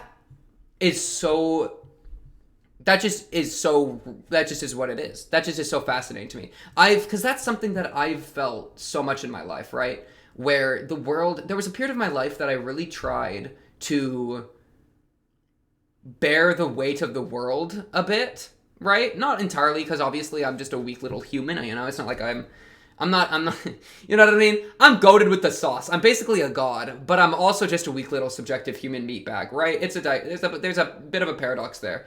And there was a part of my life, and to some degree I'm still trying to parse through it, where it's like, I'm trying to give the horrors of the world what they deserve, you know? Where like there are so many awful things that happen to people, to humans, right? That very well could have been me, right? There are children that are kidnapped, tortured, and killed. There is the Holocaust, right? Something, you know, there's like genocides, the Rwandan genocide. Like I could literally go on and on and on and on and on about horrible things in the world, right? Gore sites, you know, you can see how people are made into corpses. You can see it, right? You can see how somebody goes from being a human being into being a pile of meat, bone, sinew, nerve, right? the world really sucks a lot of the time, is my point. And there's a period where I was, like, weighed on that. Like, weighed in a way, like, so much deeper and so much more disrupting than I can really put into words. Where, like, it honestly removed my ability to function, how much it weighed on me, right? In a lot of ways. And part of that weighing was I was intentionally allowing myself to be exposed to, well, I guess I was seeking it out, seeking out those horrors of the world, because to some degree it was like, these stories need to be told to someone. Somebody needs to remember, right? I mean, that's a sentiment of the Holocaust, right? Never forget. I think that's the phrase. You see that a lot, like Holocaust museums, which I've gone to, like, a lot of Holocaust museums, right? I've gone to a few, and all sorts of stuff. It's funny. I'm actually reading I've read a lot of books on the Holocaust. I'm reading one right now, so it's once again very, very relevant in my mind, right? Which is why I bring it up. But yeah, that idea of, like, don't forget. This is important to remember. Like, I think it can so quickly become bear the weight of this memory, right? Bear the weight of these horrors of the world, of the horrors of what a human being is capable of. Because guess what? It's not the evil Nazis. I mean, it is the evil Nazis that did it. Okay, don't get me wrong. But it's not just they were evil Nazis. They were evil people who were also Nazis. And guess what? All of us are. We're people. And so all of us, to some degree, as humans, are capable of that. That's what's so terrifying, right? And what freaking Numachi reminds me of, and it's a big jump. I have so much trouble talking about, like, anything to do with the Holocaust because it's so much more than anything I could ever be. That's an entire thing. I'm not going to get into it, right? So I'm every time I talk about it, I kind of don't like that I've talked about it, right? But putting all that aside, just because it really is, it's more of like how I've engaged with those really difficult human atrocities or whatever that connect me with this arc, right? And what I think this arc touches on in a way that is, like, I haven't seen touched on in media before, which is one of the best things Monogatari as a series does. Touches on things I haven't seen in media before. Shout out Aragi. Suruga Devil, Numachi as a character does that on an individual level, right? Not with those atrocities of the world, but with an individual, how human beings that she knows are weighed down. She collects it onto her being and bears the weight. But it's also, to some degree, like, dare I say, a self-destructive behavior, right? Where it's like, it's to the point of being unhealthy. It's to the point of needing episode 5, a renewed Kombaru, to come in and, like, and, she wins the basketball game. Well, it's kind of funny how the rules, like, they kind of dispute the rules a little bit, but they reach a new understanding with each other, right? That bearing of weight, to me, is very profound. Like, I think this is kind of our arc tier list. Peak goes at the top. Something that hits me in a profound way goes below. And that's like, if the arc can do that, that's a really great arc. And then below is like, there might be some really good points, but, like, you know what I mean? There's, like, an extra level where it's just like, that's the freaking juice, bro. I love Suruga Devil. Also, how it plays with the watch order, I quite like. I think that is very Monogatari spirited. So that's a positive thing that other people will find to not be positive, right? Nadeko Marusa. Owarimonogatari is freaking goated. Owarimonogatari was freaking goated for Nadeko, bro. You know what? I'm actually going to use the bathroom real quick. Bathroom break. You can go take your bathroom break now. Teacher, can I use the bathroom break? I've been yapping for a minute. I'm allowed to do this. Please edit this out, me. Alright, I'm back. Also, fun fact, I left the music running, so we're in the middle of Plea. Have fun syncing that back up. Oh my god. Anyways. Let me just get back to Owarimonogatari. I did wash my hands. I didn't look, they're wet. I didn't dry them. I just washed them. Anyways. Alright, bet. Owarimonogatari. So this is basically when Nadeko becomes a problem. This was a good arc. This was probably, I think I'm already confident to say it's really great. There's kind of the question. I think I like Koi more. Yeah, Koi is win. I think I like Koi more, which is kind of the conclusion of this. So it takes a little bit for us to get that. But seeing Nadeko, like, Nadeko gets a full season, or a full arc to herself, right? And she does cook with it. Oh, Ogi! Ogi was here a lot. I forgot how much Ogi was here. And she's also straight up, like, bad endings the show a bit. You know what I mean? Where she just, like, murks everyone and then has, like, the fake future kills. Or, like, where they're all squaring up. Like, you know what I mean? Where it's like, oh, if they're gonna be here, it'll be the perfect cast. Like, it really... You know what it does? It takes things to 100. It takes the different narrator from Tsubasa Tiger with Hanakawa and really full sense that I did with Nadeko, you know? It takes, like, the idea of one of our characters being an antagonist from, like, Suruga Monkey and sends that to 100 where she goes full antagonist and, like, you know, mucks things up. Ogi, is this the first time that... Ogi gets seen in Hana first. This is the first time chronologically that Ogi... Oh, no, not chronologically, but other than Hana, who Ogi's in... Wait, because... Wait, when is... Yeah, Ogi... Did Ogi really arrive in Hana? Was that the first time I had seen Ogi? Because Ogi's... when Kombaru is running on the... Yeah. Wait, let me see if this is the first time I met Ogi. We're doing a Kombaru arc? He doesn't know.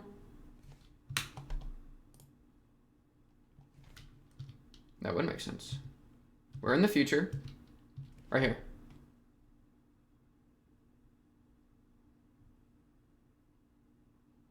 Wait. Oh, wait, no, I do know who Ogi is. When the frick did Ogi get dropped into the story? Was that end of Kabuki? Wait, shit. I've always been a boy. Alright, Ogi.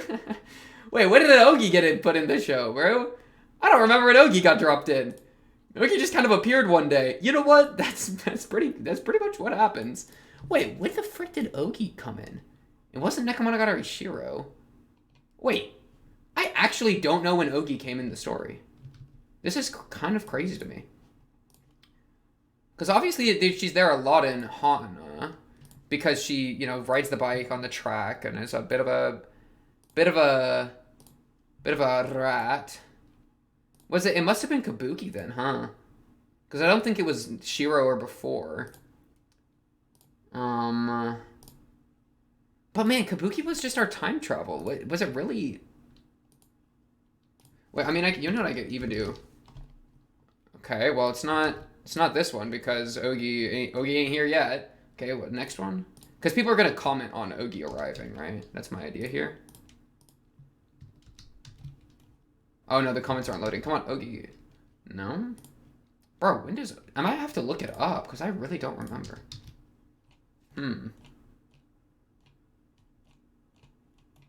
Hana spoils arcs, don't watch Hana next, blah blah blah. I'm watching Hana next. Don't sweat it, alright? Trust.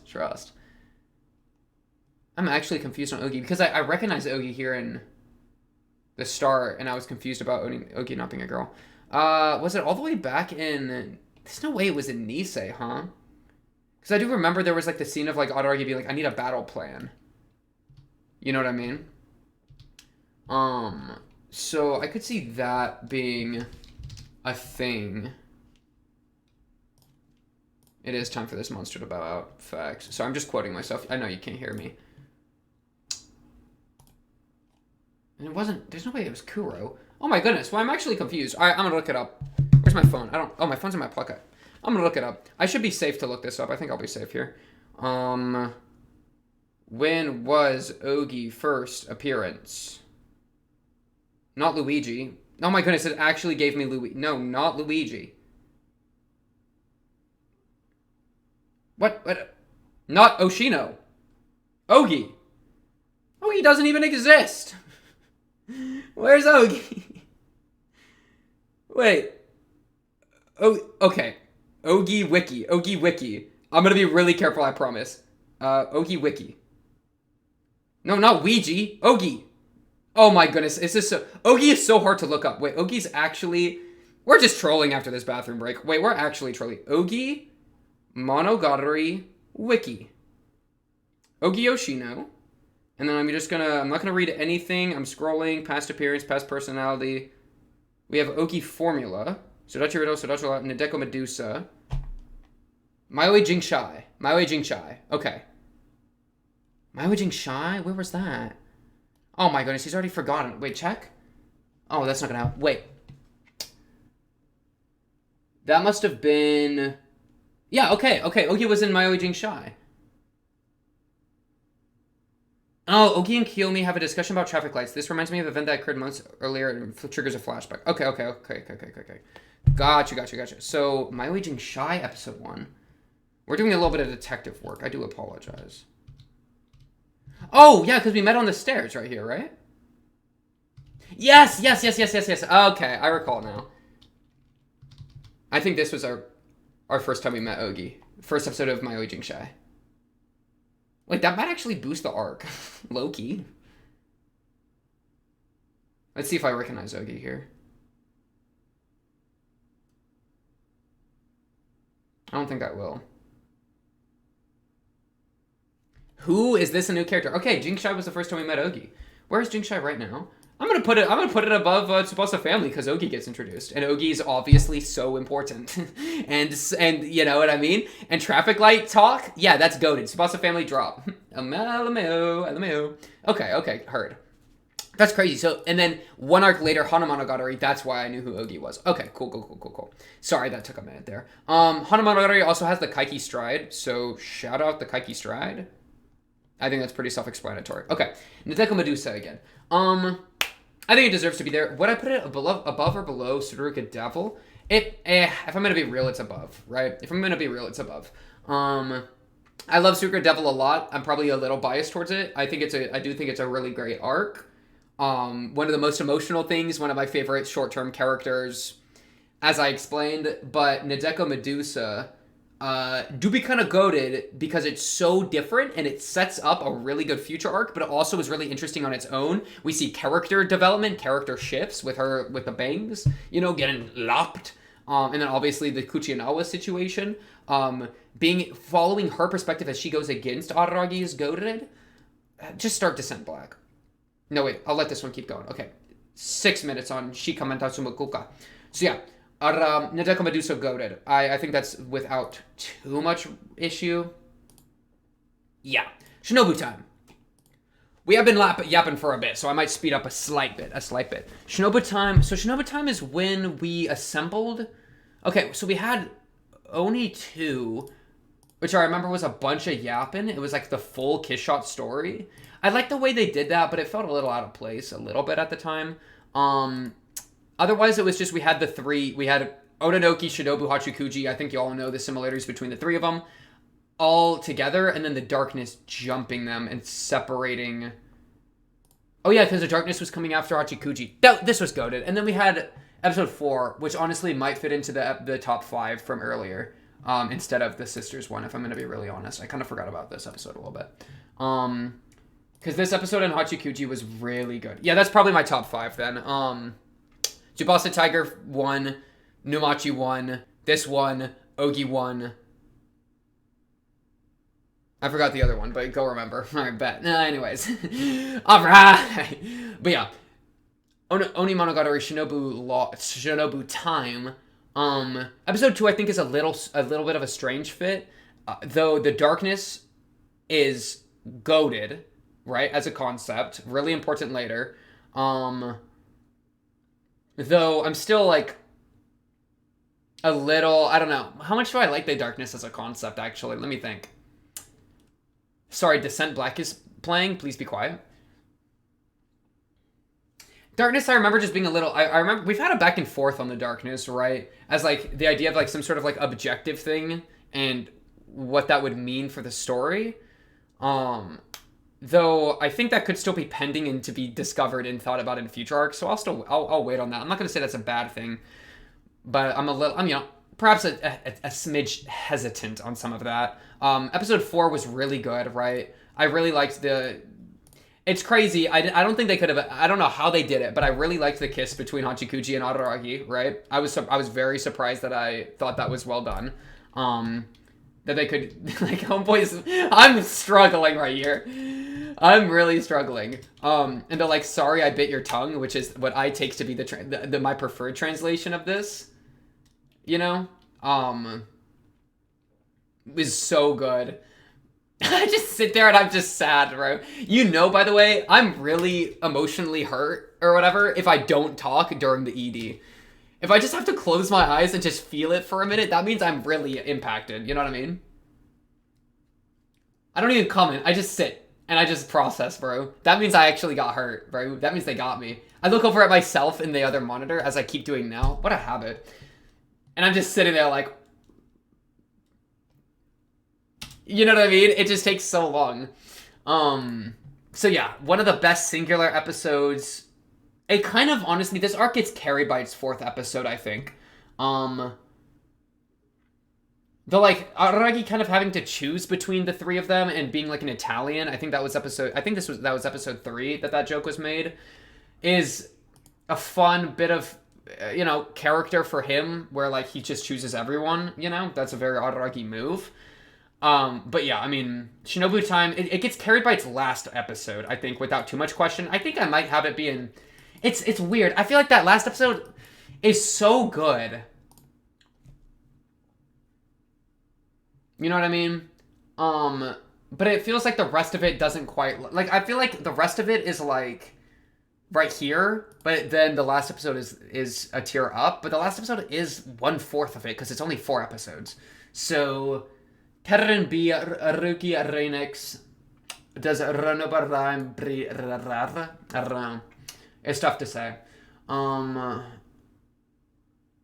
me think. I think it does. I don't. Does it get to go to a tier up? I think is the question. Does losing? It does. I think it does. I think the peak of it. I think it beats Tsuruga Devil. Does it? Oh, that's tough. Episodes 1, 2, and 3 didn't do it nearly as much for me. Or Tsuruga Devil, I quite liked the entire time, I think. I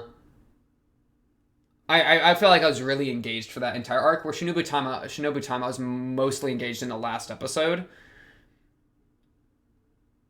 So I think I probably like Tsuruga Devil more, though I know that's super controversial, right? Yeah, I think that 4th episode gets it into really great, though just because it's singularly really great for the 4th episode, I think it only makes it there. Where Nadeko Medusa, in comparison, is consistently a banger. You know what I'm saying? Like, every episode of that was quality. Tsuruga Devil, I think, was, it really is. It's kind of carried by that 4th episode for me, but I'm still happy with the rest of them and, like, what's being done there. I'm willing to admit that it has less consistency of quality than Nadeko Medusa. Shinobu Time is really carried by the 1 episode, and it's not quite nearly as consistent, so it's beneath the other ones. Okay. I like that. Hitagi End? Oh, man. I mean, Hitagi End is so goated. It's probably there. It's probably above... I think it's above Nadeko Medusa without too much question for me. Kaiki arc is such a good concept, right?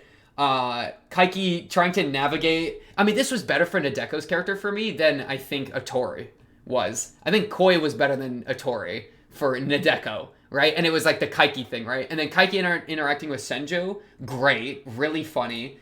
It just does it all. I feel like there's so much to love in every episode. Episode 1, Kaiki Senjo with the trying to like make each other laugh and stuff. That was so fun and comedic and great, right? And a great... I remember really loving that conversation as well. Having to deal with Nadeko as a character and him, like, dealing with how, like, weird she is and trying to, like, figure out the truth of her. The twist with the manga at the end was great. Kaiki Shower, goated. Him getting kind of played by a... Why am I in a suit for this one? What the heck? Him gonna... I think, doesn't he, like, lose to Hanakawa? Right? Hanakawa, my goat, gets to appear... And then episode 6, it was episode 6 here, one of my top 5. Oh my goodness, make it a top 10, dude. There's so many good episodes in this show, it's so hard. Episode 6 of Koi is freaking fantastic. Episode 4 of Oni is really, really fantastic. Episode 4 of Monogatari is really fantastic. Episode 5 of Monogatari Shiro is really fantastic. Man, and then Ogi Dark, episode, 6 is it? No, episode 6 and 7, honestly. Both of those are really fantastic, especially 7. And then I would say the last episode is really great as well. I really liked the last episode that we watched of Zoku.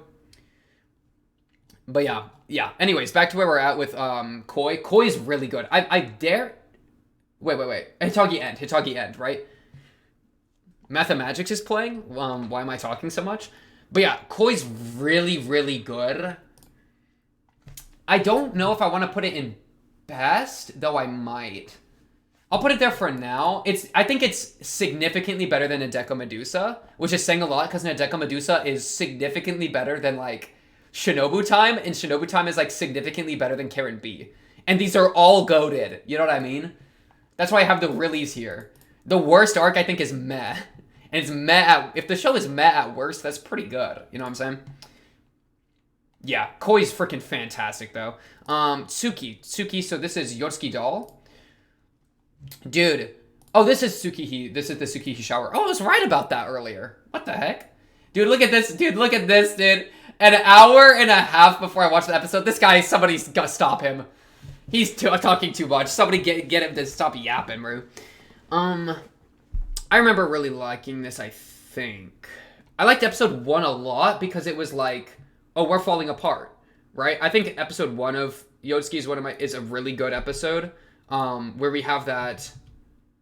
It was that dream sequence, wasn't it? Oh, right here. Wait, no, what's the thing I'm talking about? It 100% is the dream sequence one. Right after the OP? Yeah. This dream sequence where Araragi is like being attacked by clocks and all that. That is one of my favorite sequences in the show.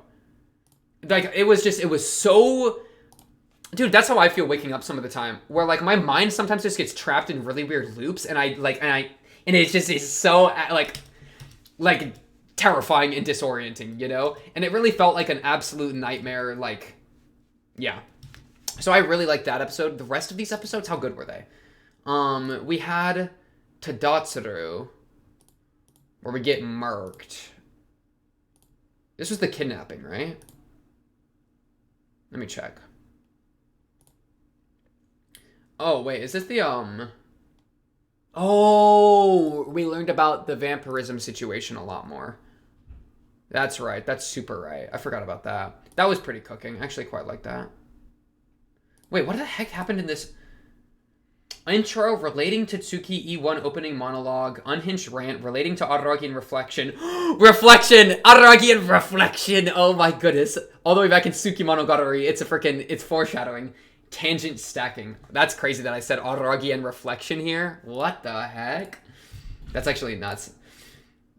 What the heck? Oh yeah, some weirdo kidnapped her 2 little sisters. I think that was like, I really liked how that played with fate, you know, where like he was like just playing the part, you know. That was really good and made me really scared of Gon and all that situation. So that was all goated. Episode 1 was really goated. This was just a good arc. I think it didn't hit like a really profound, like crazy spot for me as much. I mean, it kind of did, because, I mean, look how, like, I literally say, like, unhinged rant relating to Araragi. But, like, it's harder to, like, tie that to a specific moment, which always will have the most impact. But I did like a lot of what they were doing. So this is Yotsuki doll. I think Yotsuki doll is really great. I think it's... Oh, is Yotsuki doll above Nadeko Medusa? It's easily above Surrogate Devil. Yeah. I feel bad for the Bake arcs. I really do. But I think I think the show just kept getting better. I think you just have to admit it. Wait, what am I... Nadeko Medusa. Do I like this or Nadeko Medusa more? I think I might like Nadeko Medusa more, honestly. I think my reasoning is the kidnapping the sisters thing, I feel like it never really got me. I don't know why. I just like... I don't know. As a concept, I feel like it didn't really pog my pants. Right? And it's kind of the point, because... I mean, it is... There was a really good element with Araragi being, like, watching Ononoki him. You know what I'm saying? With Tadatsuru. Blast him. How is it troubling if you can never see yourself in the mirror again? Eek. And, like, yeah, him worrying about the vampirism stuff. It's easily above Surrogate Devil. Nadeko Medusa was just so interesting, because it was like, what the hell is going on? I think I might give it to Yutsuki. Well, I don't like Ononoki as much, though. Ononoki took a while to grow on me. I like Ononoki more now. You know what I mean? I think the big theme though of Araragi being like driven around by fate, that kind of passivity of Araragi, is I really like it, but I think I prefer the other themes with Araragi more. Though I do still really like it. I wouldn't want it to be gone or anything. Nadeko Medusa. This is a really toss up. I almost want to like move things around so I can make this division clear, because Tsuruga Devil and Shinobu Time almost don't deserve to be on the same tier here. You know what I mean? I almost dare do this. But we'll wait. I think I'll give it to Yusuke Doll. I think I'll give it to Nadeko Medusa. Wow, this is tough. This one's maybe the first time this tier list I've gone kind of stunned. Like, to this degree. This one's really tough for me. Because I like all the stuff they do with Araragi and the vampirism. You know what I mean? And it's such an Araragi focus.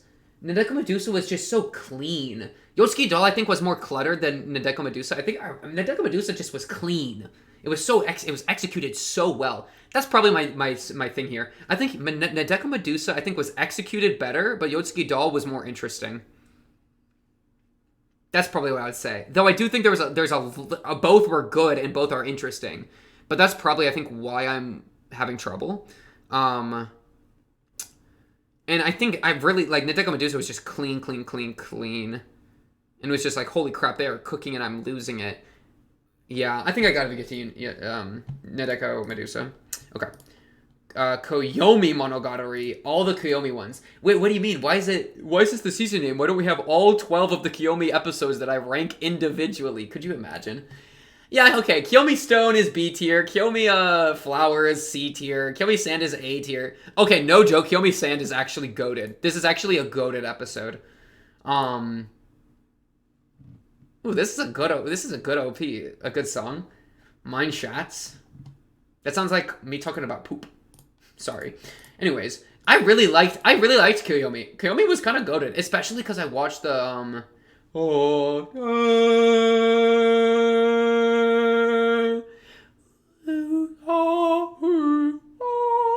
that's the song. But yeah, especially because I was reading the chapter 1s. The chapter 1s were goated, okay? I approve. New watch order just dropped, okay? Read the chapter 1s when you're going through Kiyomi to give yourself a bit more to cook with. Because that was actually huge. Also, episode 6 of Kiyomi is one of my favorite thumbnails, by the way. That's one of my favorite thumbnails I've made.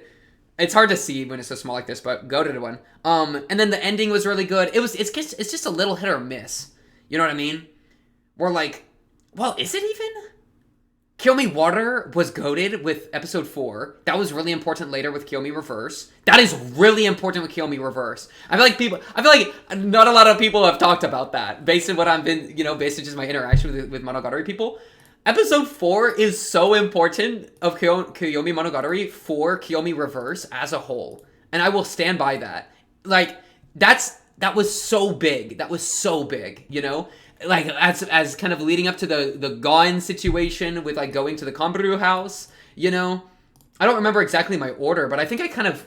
Oh, no, because you can see in the OP of you can see in the OP of the thing, of Kiyomi Reverse, the girl sitting in the water, and the only bath in the show is from Kanbaru's house, because it's the sauna, the bathhouse place, right? So good. So that ended up being freaking important. And then Kiyomi Stone was pretty important as well, with like the deification of, or like the making it, like the putting it as idolizing the stone, right? And how he had like forgotten about that. That was all good. The chapter 1s were good. I really like this arc. I mean, like Kiyomi Taurus, I remember not caring, like, meh, I don't really remember much of that. Kiyomi T, I don't really remember much of that. Kiyomi Tree, other than just the concept of Araragi with trees in general, I don't really remember much of it. Kiyomi Wind, again, I don't really remember much of it. But the ones I remember, I really like, Kiyomi 11 and 12, Kiyomi Nothing, Kiyomi Dead, goated. So, Owarimonogatari, really great. I dare say really great. I would say right above Suruga Devil, loses to Yotsuki Doll. I'm really comfortable there. Oh my goodness, you see what's next? Ogi Formula. Ogi Formula cooked. Minimum, like, here. The thing with Ogi Formula is interesting because it's a 2-episode one, and it's specifically like a murder mystery type situation. The murder mystery like genre, I was less enthused by. I liked it, but you know, I'm the mystery element and like the who done it thing.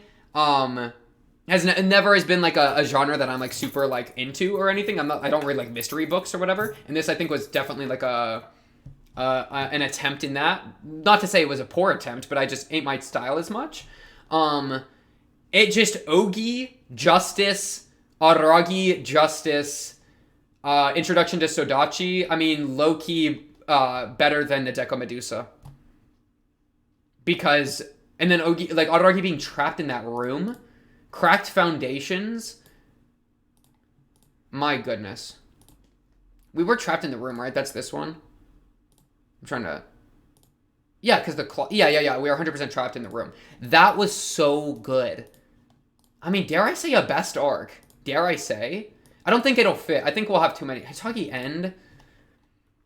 Hitagi End was really good. Is this better than Hitagi End? Oh, shit. Oh, that's really hard. Because I know the Sodachi arcs are coming and Ogi Dark is coming. And like, Maoi Hell is coming. So it's like, we're about to get real clustered up in best arcs if I'm not careful. Because there's so many good ones coming. It's better than Nadeko Medusa, no doubt. Ogi Formula. I think that I'm solid on. Just because this is like, it was just prime. It was just prime Araragi action. And Araragi ended up being the most important piece of the puzzle for me after all chips were down. Like Hitagi End and Nadeko Medusa were fantastic. It was like both are like they're both part of a thing, right? Nadeko Medusa is the prelude to Hitagi End, and it's really good, but it's kind of its own thing. Ogi Formula is the prelude to Ogi Dark in a lot of ways, and that arc, that entire thing as a whole is above the Nadeko Medusa Hitagi End one for me, right? Nadeko and Kaiki, that conclusion, fantastic. I prefer Ogi Dark with Araragi, right? That just simply goes so much harder for me. And so I gotta give it but Ogi Dark, I mean, Ogi Formula, I think I prefer, it's so freaking good. I'm gonna just put it in best and worry about it later. Alright. Like I was saying though, the whatchamacallit, take a sip of the water.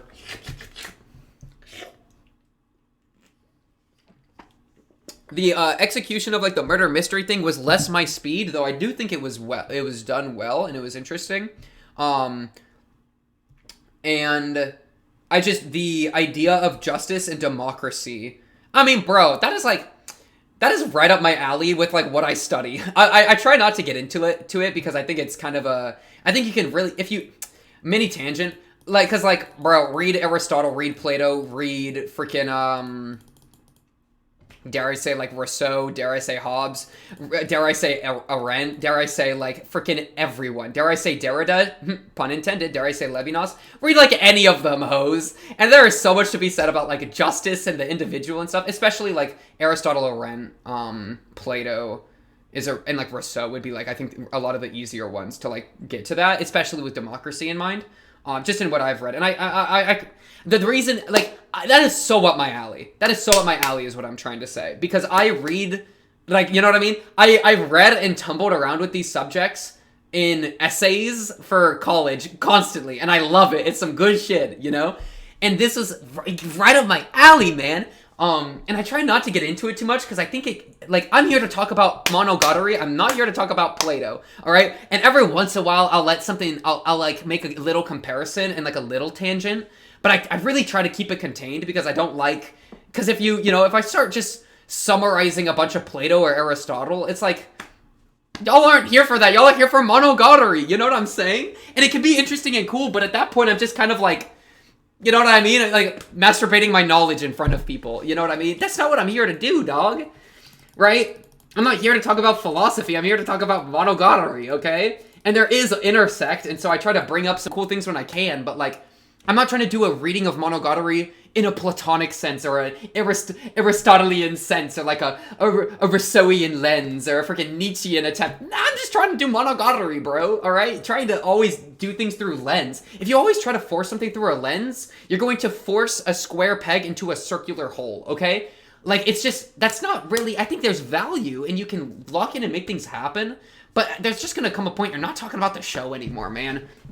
So, that was all a tangent. Ogi Formula, though, I think is a goated arc, and how it talks about some really interesting themes that, like, historically have been talked about for a really long time, right? Like, the failures of democracy and, like, the individual and how they're supposed to, like, contend with that.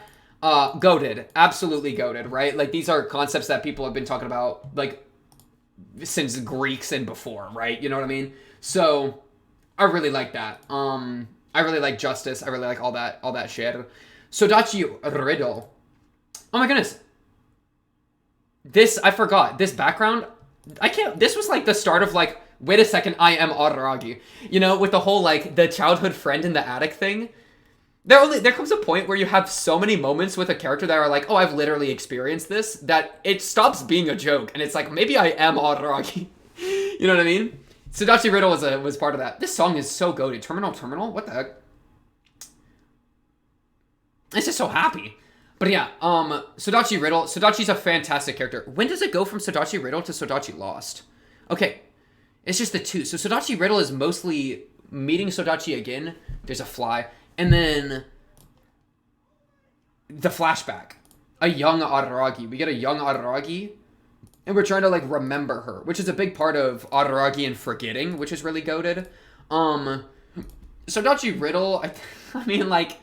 You know what I mean? Like, what is even happening? My best arcs are getting crowded up there. Sodachi Riddle was so good because they're just both so short. Sodachi Lost is just the 2? Oh no, Sodachi Lost is 3 because I had siblings in between. Sodachi Riddle was so good. Oh my goodness, and then they were like, I forgot, Araragi, or Ogi and Hanakawa like dueling, bro. That is my lot as Sodachi's childhood friend, right? Dude, lot? I know it's not a reference to Plato's The Republic, but now I'm thinking about philosophy. It's the lots you choose in the last book, in the Myth of not the Myth of the freaking, because the Myth of, the Ring of Gyges. Yeah, the Myth of right? Where it's like, it's an entire thing. I'm not going to get into it. I'm sorry. You choose your lots, and that's you choosing your next life after you cross the river Styx in order to like choose your next life. And if you're good at philosophy, then you pick the best one. It's dumb. Don't worry about it. Go read The Republic. It's actually, I like that book. That's actually a goated philosophy text. Anyways, again, I'm trying not to do that. I literally just talked about trying not to do that. My point, it was just on my mind, all right? Sodachi, I think I prefer Sodachi Lost over Riddle. But both are obviously goated. The reason Sodachi Lost, I think I prefer, is because episode 6, I think, is one of the best singular episodes in the entire show. The transition, how Sodachi as a character breaks down, how her rage, how her anger just slips away from her. It's like it's like the 5 stages of grief, bro, right? Anger into, like, acceptance. We really kind of went through that. I'm so brittle that happiness would smash me. One of the best lines I've ever read, right?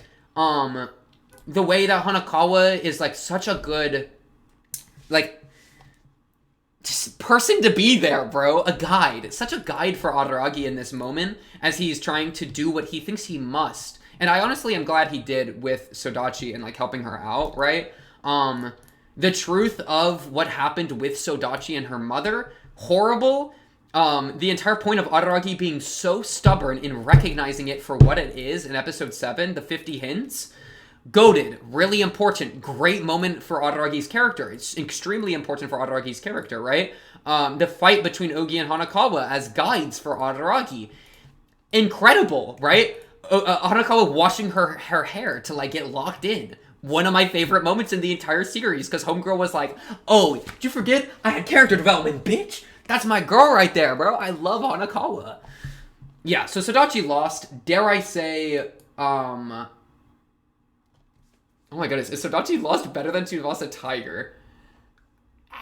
It might be. It really might be. I'm gonna be honest. I think Hitagi End was so good. I think Sodachi arcs might be better than Hitagi End. Ogi Formula, I don't think I'm gonna give it. Well,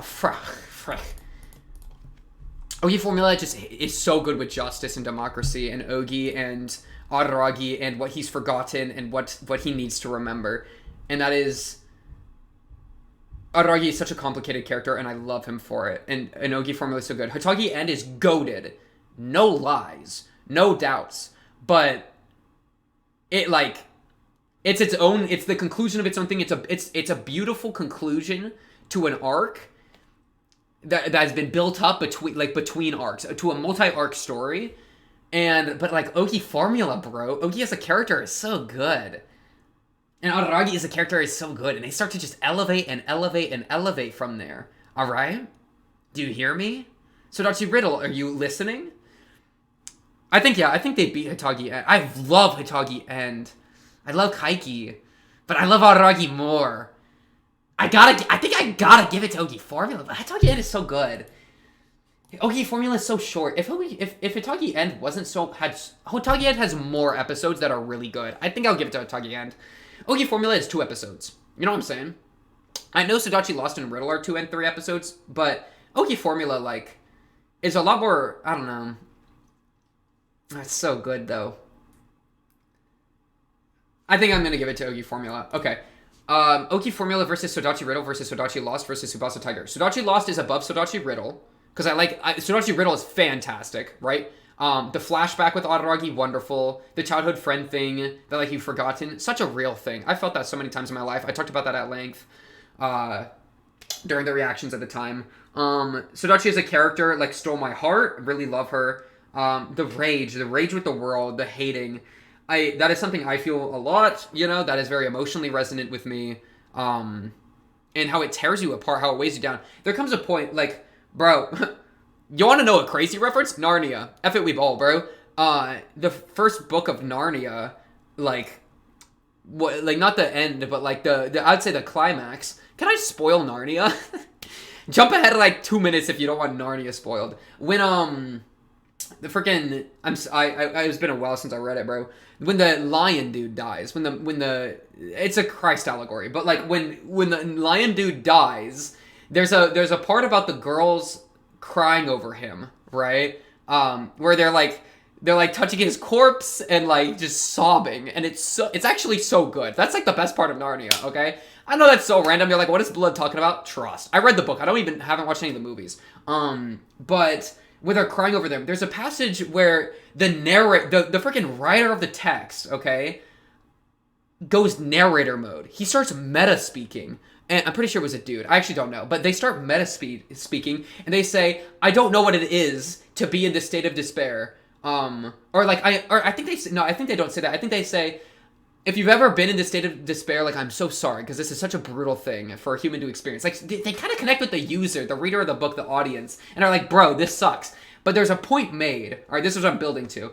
There's a point made of, like, there's a point after such darkness where there's quiet, right? It's where you're done sobbing and you've cried all the tears you can cry, and it's still, right? And in the book, in the text Narnia, it's literally just it's them in the quiet of the forest, not crying anymore and not really hearing anything, but it's just like still, and they were there for hours, and then the sun crested again, and then the world started to move around them, right?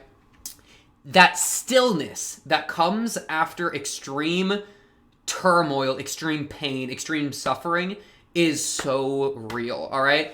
I'll try not to get too personal, but like what resonated with me so much with this is like I've had nights where I have been like just despairing, okay? The dark night of the soul. I've had a couple of those in my life, all right? I'm not gonna lie, all right? And I'll probably have a couple more before my life stops, so that'll be something to look forward to. But the nights of the soul where God leaves you and you are so mad and you're despairing and it hurts and everything is miserable and like there's this horrible like weight and core, this darkness, this gravity in your chest, all these, however you feel it. I think people feel it physically very differently. But I've felt that before, and I've had that experience because it's always when I'm trying to fall asleep, right? Or like the hours building up, right? I feel miserable at night mostly, right? That's when my emotions really lose it.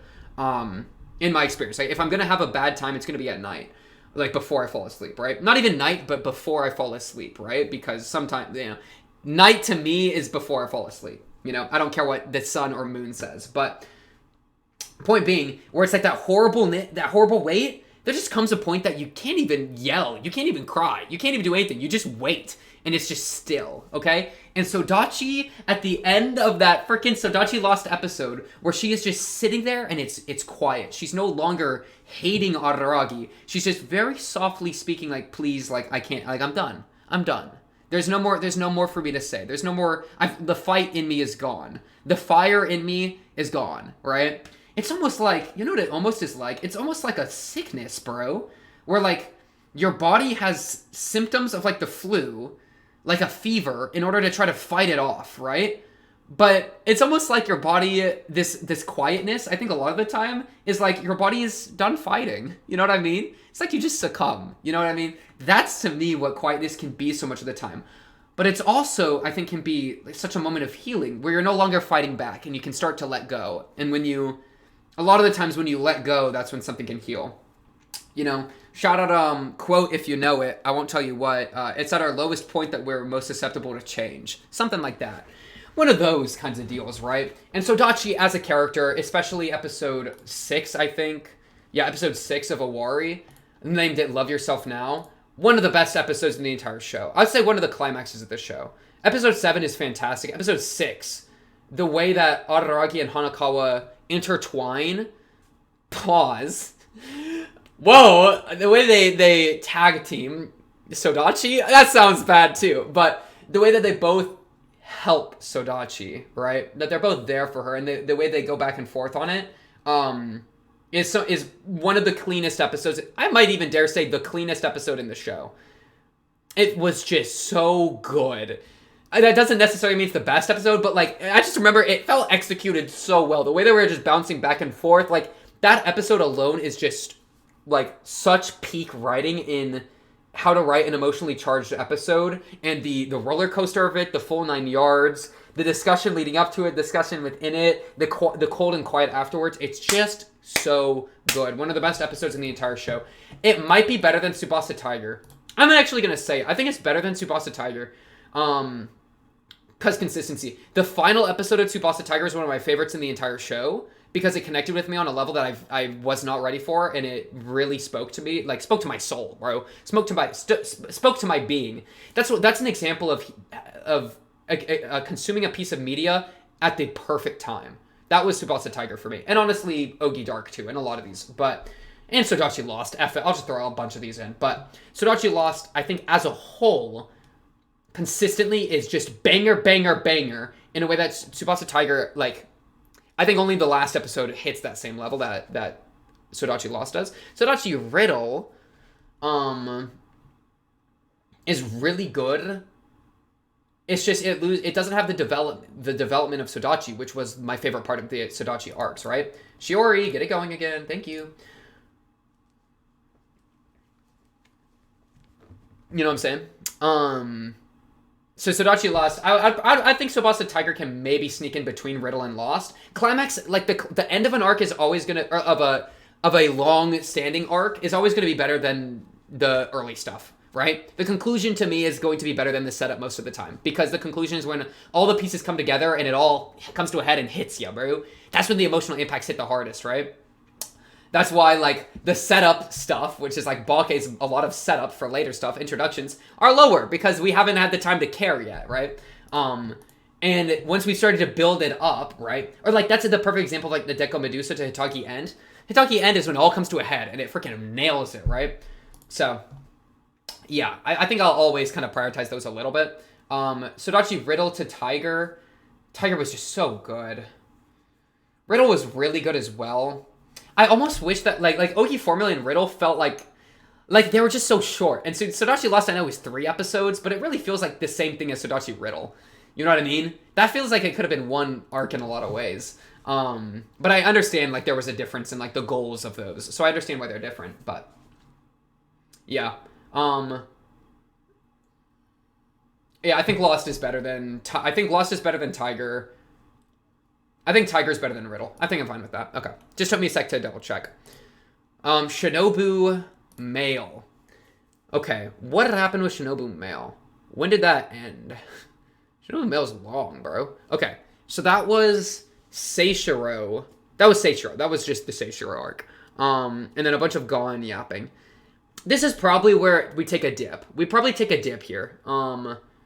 Shinobu Mail. I think we take a pretty significant dip. Probably right above Koyomi. Maybe even right below. You know what I mean? Seishiro I liked. He was good. I liked the parallel to Araragi with Shinobu's relationship. You know, I thought that was good. I really liked Kombaru in it. I thought Kombaru really got a lot of cooking, a lot of gas, right? Gon planning everything out, the visuals with Gon planning everything out, everyone being these little like paper like markers or whatever is goated. That's the thumbnail for episode 10 here, where they're the little paper tokens. Though honestly, Gon yapped so much. I remember it was losing me a little bit. You can yap too much, you know what I mean? The show is really good at yapping, but you can if it does too much exposition, you're gonna lose people and you're gonna lose me. That's why Sodachi lost, or you know what I mean? It's not exposition. It's just pure emotional cooking. You know what I'm saying? So it's always going to be better. Yeah, I liked Seishiro. He didn't, you know what I mean? As a short-term character, he's like, I don't like him as much as Numachi.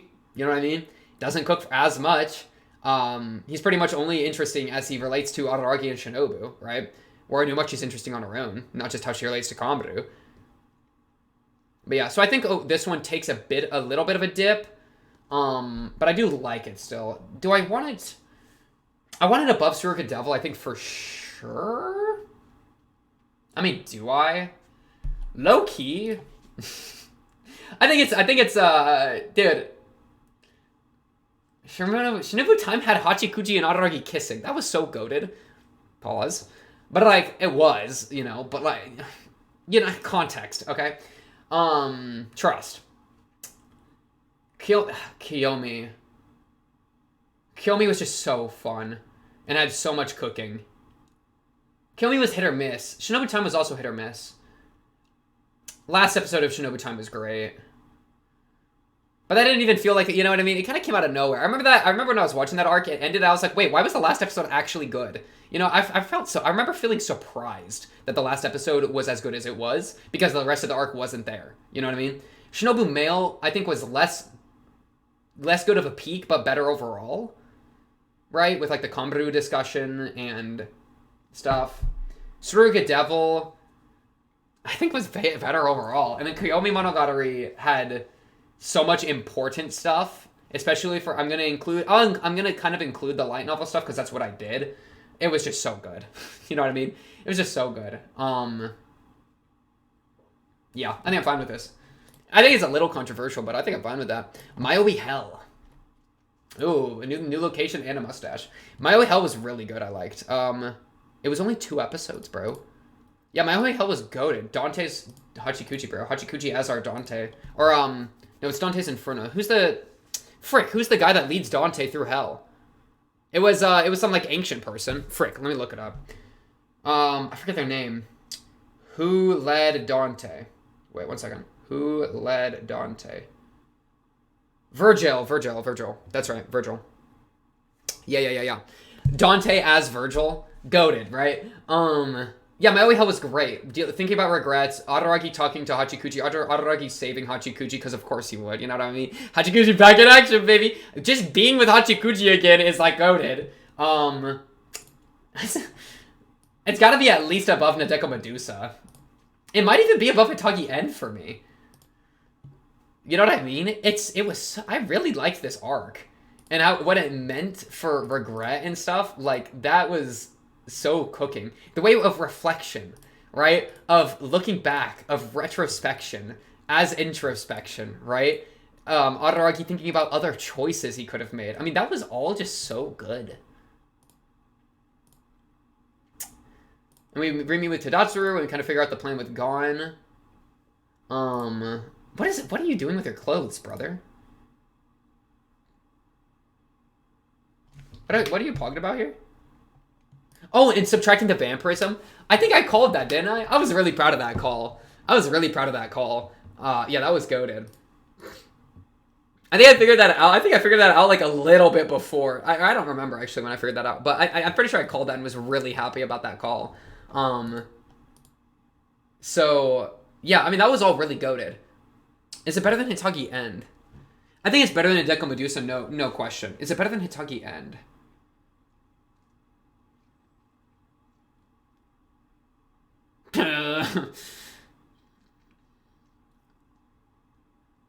I think Hitagi End's better, but I liked Maoi Hell more. Maoi Hell I liked more, but I think Hitagi End is better. And I'm gonna give it to better. I think. Because Maoi Hell, it's A, short, so it's hard to do as much. Oh, but it's just so interesting. Hitagi End is just so good, such good monogatari, bro. Kaiki's talk to Nadeko at the end is so good. And Maoi Hell lacks a punch like that, I think. I mean, the subtracting the vampirism is a big punch, but like, and the saving Hachikuji, but it doesn't quite hit on that same note for me. Yeah. Maoi Hell is a really great short arc. I kind of want to put it into best. I think it can be the champion of really great. I think I'm fine with that. Okay. Hitagi End. Yeah. Oh no, Hitagi Rendezvous, I mean. Yeah. Just the two. So this was us meeting with Hitagi, with Senjugahara again. And her having driving again. Our talk with Ogi. What is this intro? Welcome to a wonderful today. I'm just talking about how great I love that. Sure. This art's good. The most interesting thing is Ogi. I think this arc's good. It's almost like the calm before the storm. I think that's exactly what it is. It's the calm before the storm, right? And renegotiating Senjugahara and Adaragi's relationship. I mean, that's goated. That's really important. I quite liked that. But that to me is not the freaking pog out of my pants level of Monogatari as much as like the pain and suffering. You know what I mean? That's like the janitorial work in the best way possible, right? We're cleaning up the relationships, giving us something to lose in a sense, right? Establishing stakes almost. It's really good. I think is it above Nadeko Medusa and Yotsuki Doll? It's above Koyomi without question, I think. Because it's a really solid in the middle of that all. And it's honestly a precursor to the end of Kiyomi Reverse. Right, where that was with Senjugahara. And that was, I think, where Senjugahara finally hit the level of a lot of the other characters for me. Right? Whereas the leap forward, that was so sweet and goated. I absolutely love that. And so, these are sick friggin' titles, by the way. The cards, these are such good cards for each of the things. Ogi Formula in that shot got me feeling some kind of way. Hitagi Rendezvous. It lacks a bit of the punch. Wait, let me go back to Yotsuki Doll. What were the peaks of Yotsuki Doll again? Oh, that was the Fate stuff. Yeah.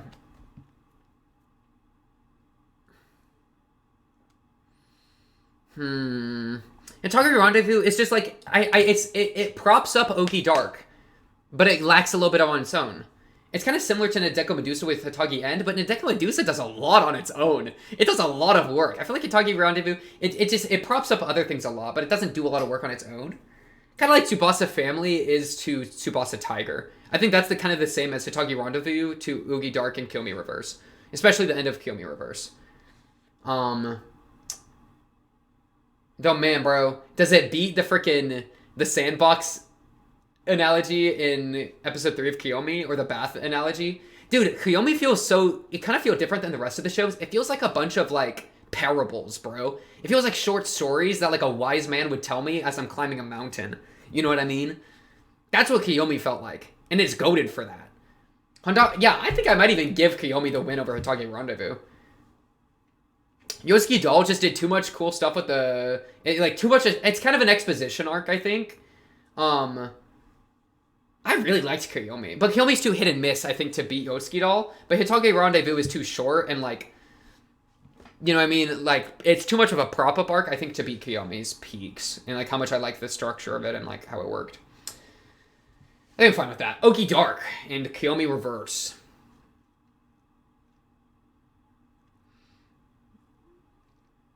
Is Oki Dark the best arc in the story?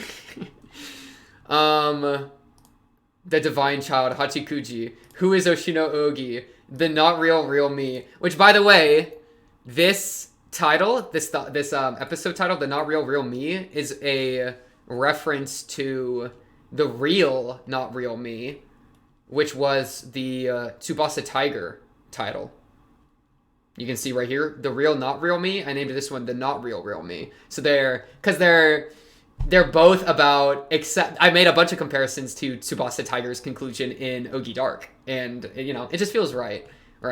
This also has, I think, my favorite thumbnail in all of Araragi, in all of Monogatari, which was that cross between Araragi and Ogi's face. I was really, really happy with that one. You know, I think for obvious reason. Also, fun fact, another thumbnail. I think I might have talked about this already, but the Zoku Owarimonogatari 1x5 with Araragi and Ogi, which was kind of, you know, a big part of the climax of Kiyomi Reverse, is a thumbnail parallel to Owarimonogatari 2x6, and the idea being that both of them have Ogi sitting on a desk, Araragi's leaning against a desk. Ogi and Araragi are now both in the female clothing. And then we have Ogi looking straight forward and Araragi looking straight forward. And like the black backdrop and the white drop are synced up. So Araragi is the one with the white backdrop, and then later Ogi is the one with the white backdrop, and vice versa, you know? So they've played with each other's roles in the thumbnail, right? I promise, bro. I put effort into the titles and the thumbnails, all right? I'm trying to tell stories with this shit. You know what I'm saying? I'm trying to make some moves, right? Part of the reason I like my Owarimonogatari 2 thumbnail is Araragi looks like he's like really like lost and suffering and like confused, and that's what the arc is. It's confusing. So yeah, Ogi Dark. Back to Ogi Dark. Is Ogi Dark better than Sodachi, or like Ogi Formula? Yes. Is it better than Sodachi Riddle? Yes. Is it better than Tsubasa Tiger? Yes. Is it better than Sodachi Art Lost?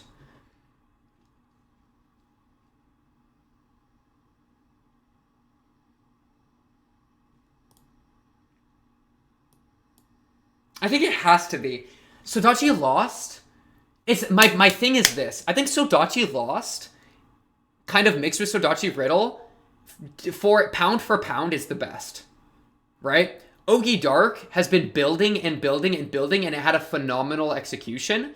But I think Sodachi Lost and Sodachi Riddle, for how little it was built up in a couple ways. Well, I mean, it was Ogi Formula kind of built it up. But, like, those three were kind of its own thing, and they were so well executed together. Ogi Dark was the phenomenal finale of something that's been going on apparently all the way since Maoi Jingshai, right? Because we learned that that's where we met Ogi on the staircase that we had met Senjugahara originally in Bake. So Ogi Dark it's the climax of the series, and it nails it. I think Sodachi Lost and Sodachi Riddle, kind of mixed with Ogi Formula, is a self-contained thing, which is like prime, but like Ogi Dark's just the finale, and it just nails it. I was so excited. I knew I had to be excited, bro. And like, how much changes and how much doesn't change. And then the end is so good with the parallel, right? Where he runs down the staircase. You know, that's so good. The parallels to Bake 1 are freaking beautiful the entire time. Ogi stopping to, like, you know, give him the little look. Ogi being affectionate back towards Araragi and healing him. I mean, it's just peak. It's just peak. It's simply goated beyond recognition.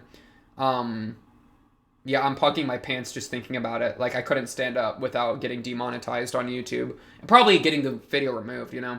So, it's so good, and I love it.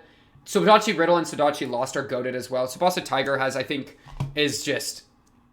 Especially that early... Yeah, I think I'm fine with that. Oh, Tsubasa Tiger in third? It was just... The finale was so good. That arc is just so good. And Sodachi Lost is just so good. Yeah. Kill Me Reverse. Kill Me Reverse is hard. That's a hard one to place. Okay, Fruit Fly, get out of here, man. Kill Me Reverse. Platinum Disco do be playing in my ears, not gonna lie. I reflected all the thumbnails, by the way, if you never saw that. That's kind of fun. I'm just gonna shout myself out for that. I did that later. I did that when I posted episode 6. I went back and reflected all the previous ones. I thought that was kind of fun. That's a little lore bit. Kill Me Reverse is really interesting. I think I talked about in the comments thing. I think the comments summation a lot of I think what the arc is trying to do and why like being wrong is right and why being right is wrong. Well, not that second part as much, but why being wrong is kind of the correct and like looking at yourself from different perspectives is kind of the point in a lot of ways. So I quite like a lot of that. Right? It's like, I kind of thought of something else. Like, it's kind of apparently a meme that reactors get backlash for Zoku. That's apparently a meme. But I kind of thought, like, if reactors always get backlash, maybe it's not that the reactors are bad, but maybe, like, that's the point. Is that, like, whatever people are mad about is the point, because it's happening everywhere. You know what I mean? So, I don't know. That's just a little additional thing on... I think what the function of Kill Me Reverse is. Not to say I didn't go too hard. I'll definitely admit the fault that's there, But I'm only admitting a little bit of fault. I'll admit partial fault, right? I've talked about that at length. I'm not going to get back into it. I feel good about that season, about those reactions, you know what I mean? We can always be better though. I'm a strive mindset type dog, right? I got that dog in me. I like to think that. Back to it though. So Dachi in it didn't work for me. I'm gonna be real. So Dachi in it didn't work for me. Reevaluating Hanakawa did work for me. I thought that was very valuable. It being about Ogi at the end of time, at the end of things, and the like role reversal and the parallels just goated beyond belief. And then the Senjugahara thing at the end of episode 6 was freaking beautiful, right? Especially maybe perhaps the best thing the show does is him redoing the look up the skirt thing in episode 6. I think that's the most shocking thing I watched ever. This was like you can play up shock and Pog in reactions. This was complete raw. I would have done this if I wasn't filming. I'm almost certain. And it's like, my favorite part is how quick, because it's so iconic, that, dude, we got halfway up her legs. I don't think we didn't even hit her knees yet, and I was already Pogging. The knee just entered the frame, and I'm full Pog. That is simply one of the most brilliant moves you could make. The full circledness of the arc is phenomenal. I think I was like perhaps a little bit like episode 3 and 4 I was struggling with, but I think the point is to struggle somewhat, but that doesn't negate the struggle. So I think it's going to be a little low. It's not going to be in like top 2 or even probably top 3. I think it still gets to be really high, especially because of episode 6, and episode 5 was goated too, right?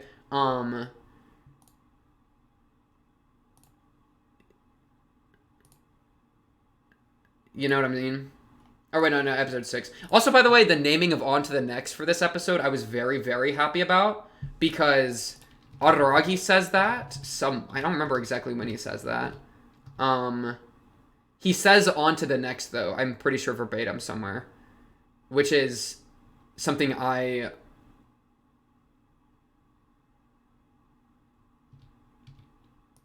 There's no post-credit scene, right? No, I don't think so. When does he say On to the Next? I'm pretty sure he says On to the Next somewhere. I don't remember exactly where. Maybe as we're going into when we kind of transition into talking with Senjugahara, Oki just falls out the window, and I was like, what the hell?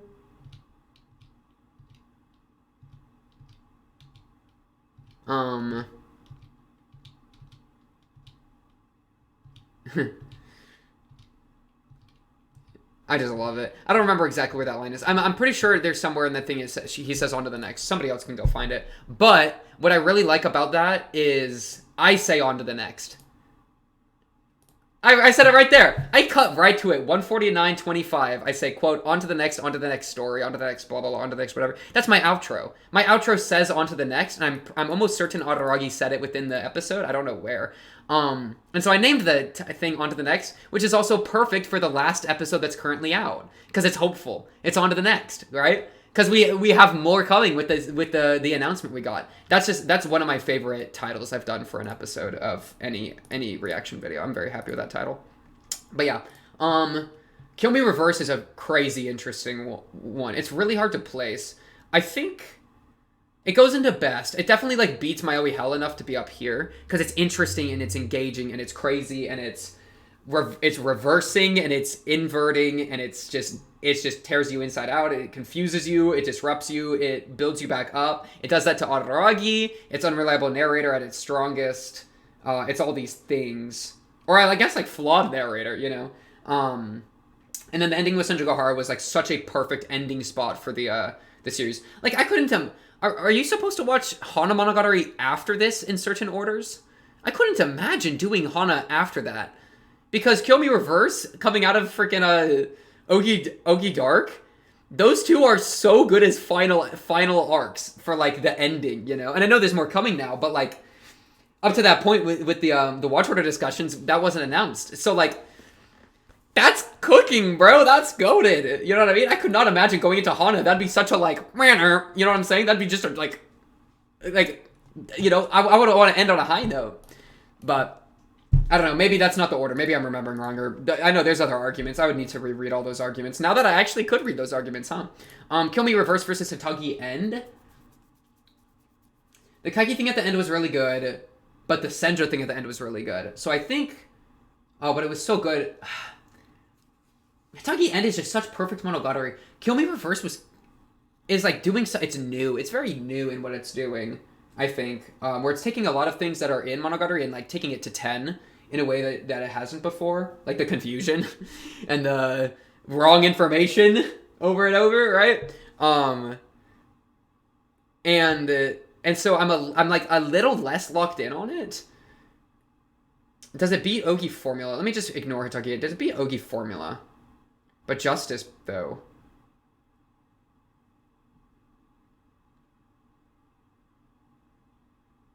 Dude, it might just be there. I think it deserves to be in best arcs. And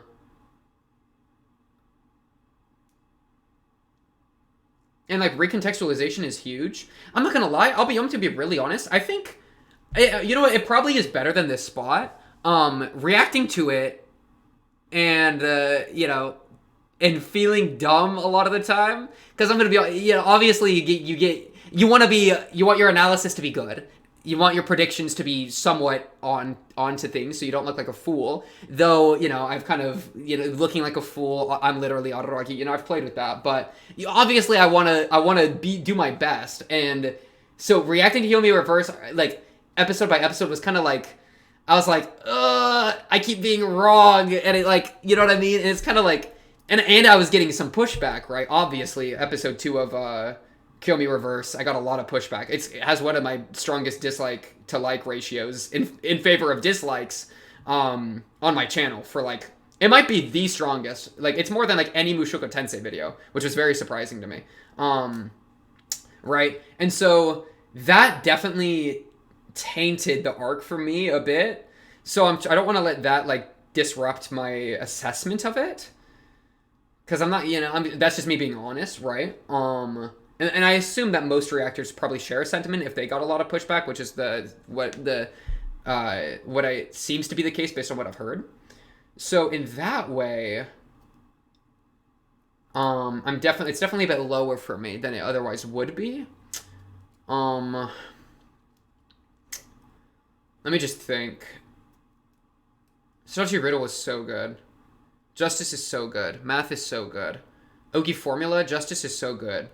How that plays with the rest of Monogatari is so good. Kill Me Reverse, very good. I think it might just be there. Because I don't think it can beat Ogi Formula, because Ogi Formula started to make everything connect with Justice, and that was freaking brilliant. That was brilliant, okay? Kill Me Reverse lacks that, like, pure brilliance that I think Ogi Formula has. I think it lacks the quality of just pure, like, insane quality execution that Sodachi Lost has. It lacks, like, this crazy, like, heartfeltness that all of Sodachi's arcs have, with, like, the hate and her as a character. And, like, the Ogi in those arcs is really, really good. Kill Me Reverse, like, has Ogi and obviously has quality, but I feel like the build up to Ogi is the peak of Ogi, right? Like, Ogi Dark is the peak of Ogi because we finish it, right? Afterwards, we've gotten the thing solved, so to speak, and you can't really top that immediately, right? So it kind of suffers from having to follow up Ogi Dark, because Ogi Dark, I think, is probably the best one, because it's the culmination of all that came prior, you know? And I think it executes it well, and that's a monumental task that's always going to buff you if you do it well. So I think in those ways, because Hachagi End really, like, you know what I mean? Really executed well everything there. And I loved what was going... Like, Kaiki and Sento was such a fun relationship. There's so many good things. Kaiki and Hanakawa, it was just like, we were exploring these characters in new ways, fleshing them out. But it don't compare to Tsubasa Tiger, how much that is freaking peak fiction to me. And how that cut straight to my core, and how it made me immediately love Hanakawa. And the Sodachi ones mixed with Ogi. Like, all the Ogi ones are just pure Ogi banger mixed with Sodachi banger, and those are like the two of the best characters in the entire show. Making moves. Kill Me Reverse, it's doing crazy stuff. I like it. I think it's really, really good. I think it's doing things, okay? I always will appreciate you doing crazy things, right? Right? Like, Maoi Hell was crazy. You know what I mean? Kill Me Reverse was even crazier. The amount of things we're doing, bro. Right? Bringing the entire mirror world onto us. Yeah, I think it's comfortably there, though. Let's do a final pass. Ogi Dark I like my best arcs. Let's go to my really great. Maoi Hell above Nadeko Medusa. I really liked Maoi Hell. I freaking fly. Dang it. Where are you? Anyways, do I like Maoi Hell more than Nadeko Medusa? I love Hachikuji. I love Adaragi's conversation with Hachikuji as he's walking up that staircase, and then he, like, pivots to kind of talking about Ogi. Thinking back on all these different events after he died conceptually is so perfect, right? The subtraction of the vampirism is so good. I love all those things. I think it's better. Yeah, I think it's better than Nadeko Medusa. Nadeko Medusa above Yotsuki Doll. I'm fine with that. Above Koyomi. Koyomi's just too hit or miss to be any higher, but at the peaks of Koyomi, I would probably even put above Yotsuki Doll. Hitagi Rendezvous is really good. It's just his prop up, so it's gonna just, you know, struggle. Saruka Devil, I think, is underrated and is my goat. One of the most, it's like easily top 3 for emotional hits in the show. Maybe even top 2 or 1 with that scene with comedy running. And then Shinobu Male had Hachikuji kiss scene. Oh, no. Shinobu Time had a Hachikuji kiss scene. Shinobu Male had Seishiro. I think Shinobu Time I prefer, just because the Hachikuji leaving was so good. So I'm actually going to give Shinobu Time the buff there. Karen B versus Tsukiki Phoenix. Good. Important later. Toothbrush and bath episode, so iconic. But it's like, how does nothing in Nisei compares to anything in the best arcs tier.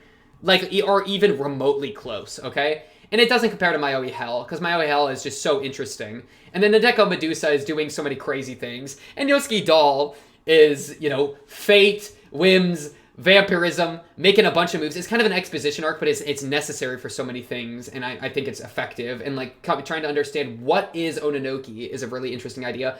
Koyomi, parables, love it. Rendezvous, necessary in the middle.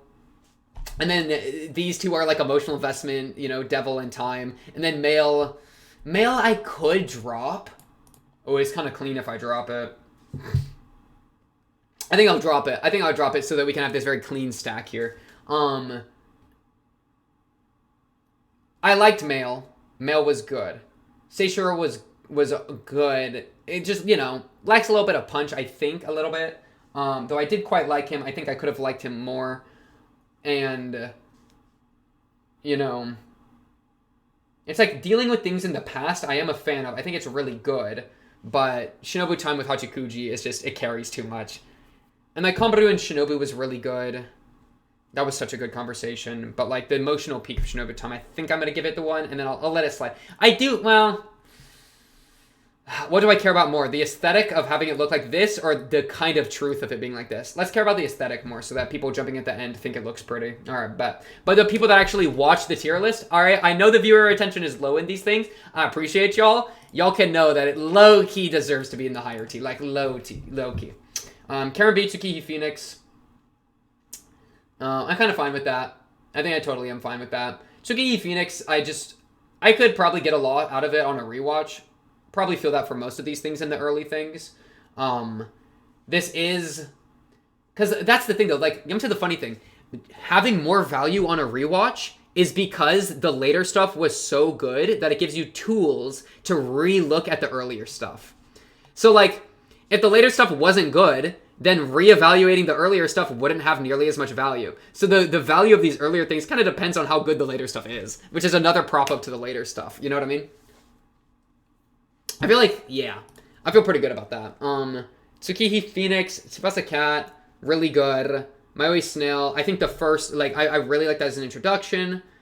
Jingshai was the time travel one, kind of was, struggling a little bit for me. Tsubasa Family was, I think, needed, but just kind of prop up. It was important. I might give it to Tsubasa Family over Jingshai, actually. I think I will.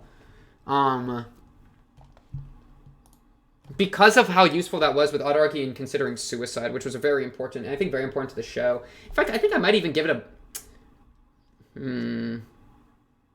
I think it's there. I might even put it above Maui Snail, I think. Maui Snail is good for how early it is. Tsubasa Family is good because it was very... I think I'll give it to Maui Snail because of the earliness. I appreciate how good it was for how early it was for Maui Snail, right? And then Suruga Monkey, solid. I just like... I don't know, I guess it's just low. These are all good. I like these. I think Koyomi Vamp would be the closest thing to meh, but I think I just got I think rewatch would make it cook so hard. Probably Pog. Oh, look, I'll add this. Probably Pog on rewatch, to BH. I misspelled watch. Just to say that, like, well, Hitaki Crab I don't think would be pogged on a rewatch. I'm going to be real. I think Kill Me Vamp and maybe Syoga Monkey. I'm getting rid of that. I'm just coping, alright? I just want to not look as bad. No, I'll just stand by my statement. Because, yeah, I mean, Suruga Monkey, Gored, but, like, I don't know. I don't have as much to say on it. I think that's even part of the problem. And then Hitaki Crab I already talked about. Kill Me Vamp. Is Kizu really in second to last?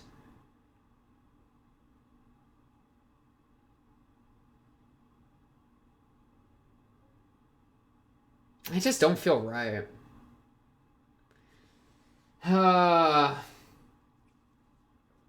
It's like, I feel like it's purposefully out of place, but I don't really, like, that doesn't really do things for me much. You know what I mean? Oh, it's out of place, and I think it's on purpose. Okay. You know what I mean? And, like, the final speech is goated, but there were also other things going on that, like, kind of threw me off, and then the antagonists were kind of, I think, purposefully kind of meh. And then knowing how much of the, like, really impactful stuff, like the tree stuff, Araragi turning to a tree, I'd prefer to be a tree. But obviously he'd prefer to be a tree as opposed to being dead or non-existent. So he still wants to be alive. That's cooking so hard. Shout out the light novel, right? I've read a couple cut chapters here and there. And that's all not there. So I even feel a loss of what isn't in Kizu. And then it also, like, I do like Kisha and Shinobu and her story. But the enigma of Shinobu was so good up to that point that, like, it was a lot to live up for, and I think it hit my standards, but it didn't, like, exceed them, right?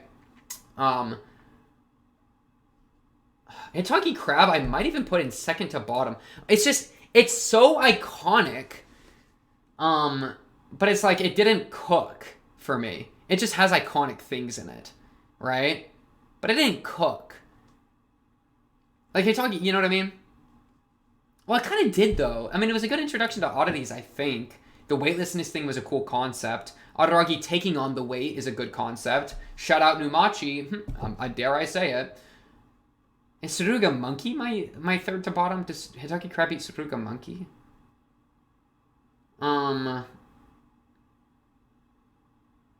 It might. It honestly might. But the things that hold Hitaki Crab back still hold it back.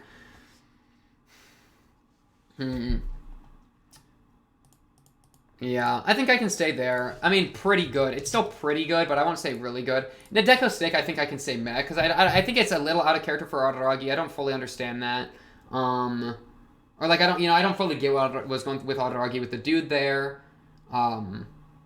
With not helping him. That feels a little strange to me. And so I think there could be things there, especially with gender, but I won't get into it because I don't know. And otherwise, it's just kind of like establishing Nadeko without doing much else. You know, and Nadeko was my least favorite after these episodes in my first tier list. So it kind of goes to show it didn't really work in that. But I think that's good. I think I'm happy with this. It's not going to... People ain't going to agree with this. I'm going to be real. People are not going to agree with this one. But that's okay. These are probably my best. It's obviously a little biased. But overall, I'm trying to catch my bias a little bit here and there. But obviously, there is some bias that I'm fine with having left in. So take it for what you will. I would be very happy to hear. You don't got to post your full list in the comments or anything, but maybe your top few, maybe bottom few, right? Top three, bottom three. Those are the ones I'd be most interested in. Especially if you got some hot takes, let me know in the comments below. And it goes. But yeah, ARC tier list. I feel pretty good about this. The things I'd most want to rewatch for my own enjoyment, the best ones at the top, obviously. To try to like learn more about the show and understand more. Kizu, Tsuruga Monkey, Nisei,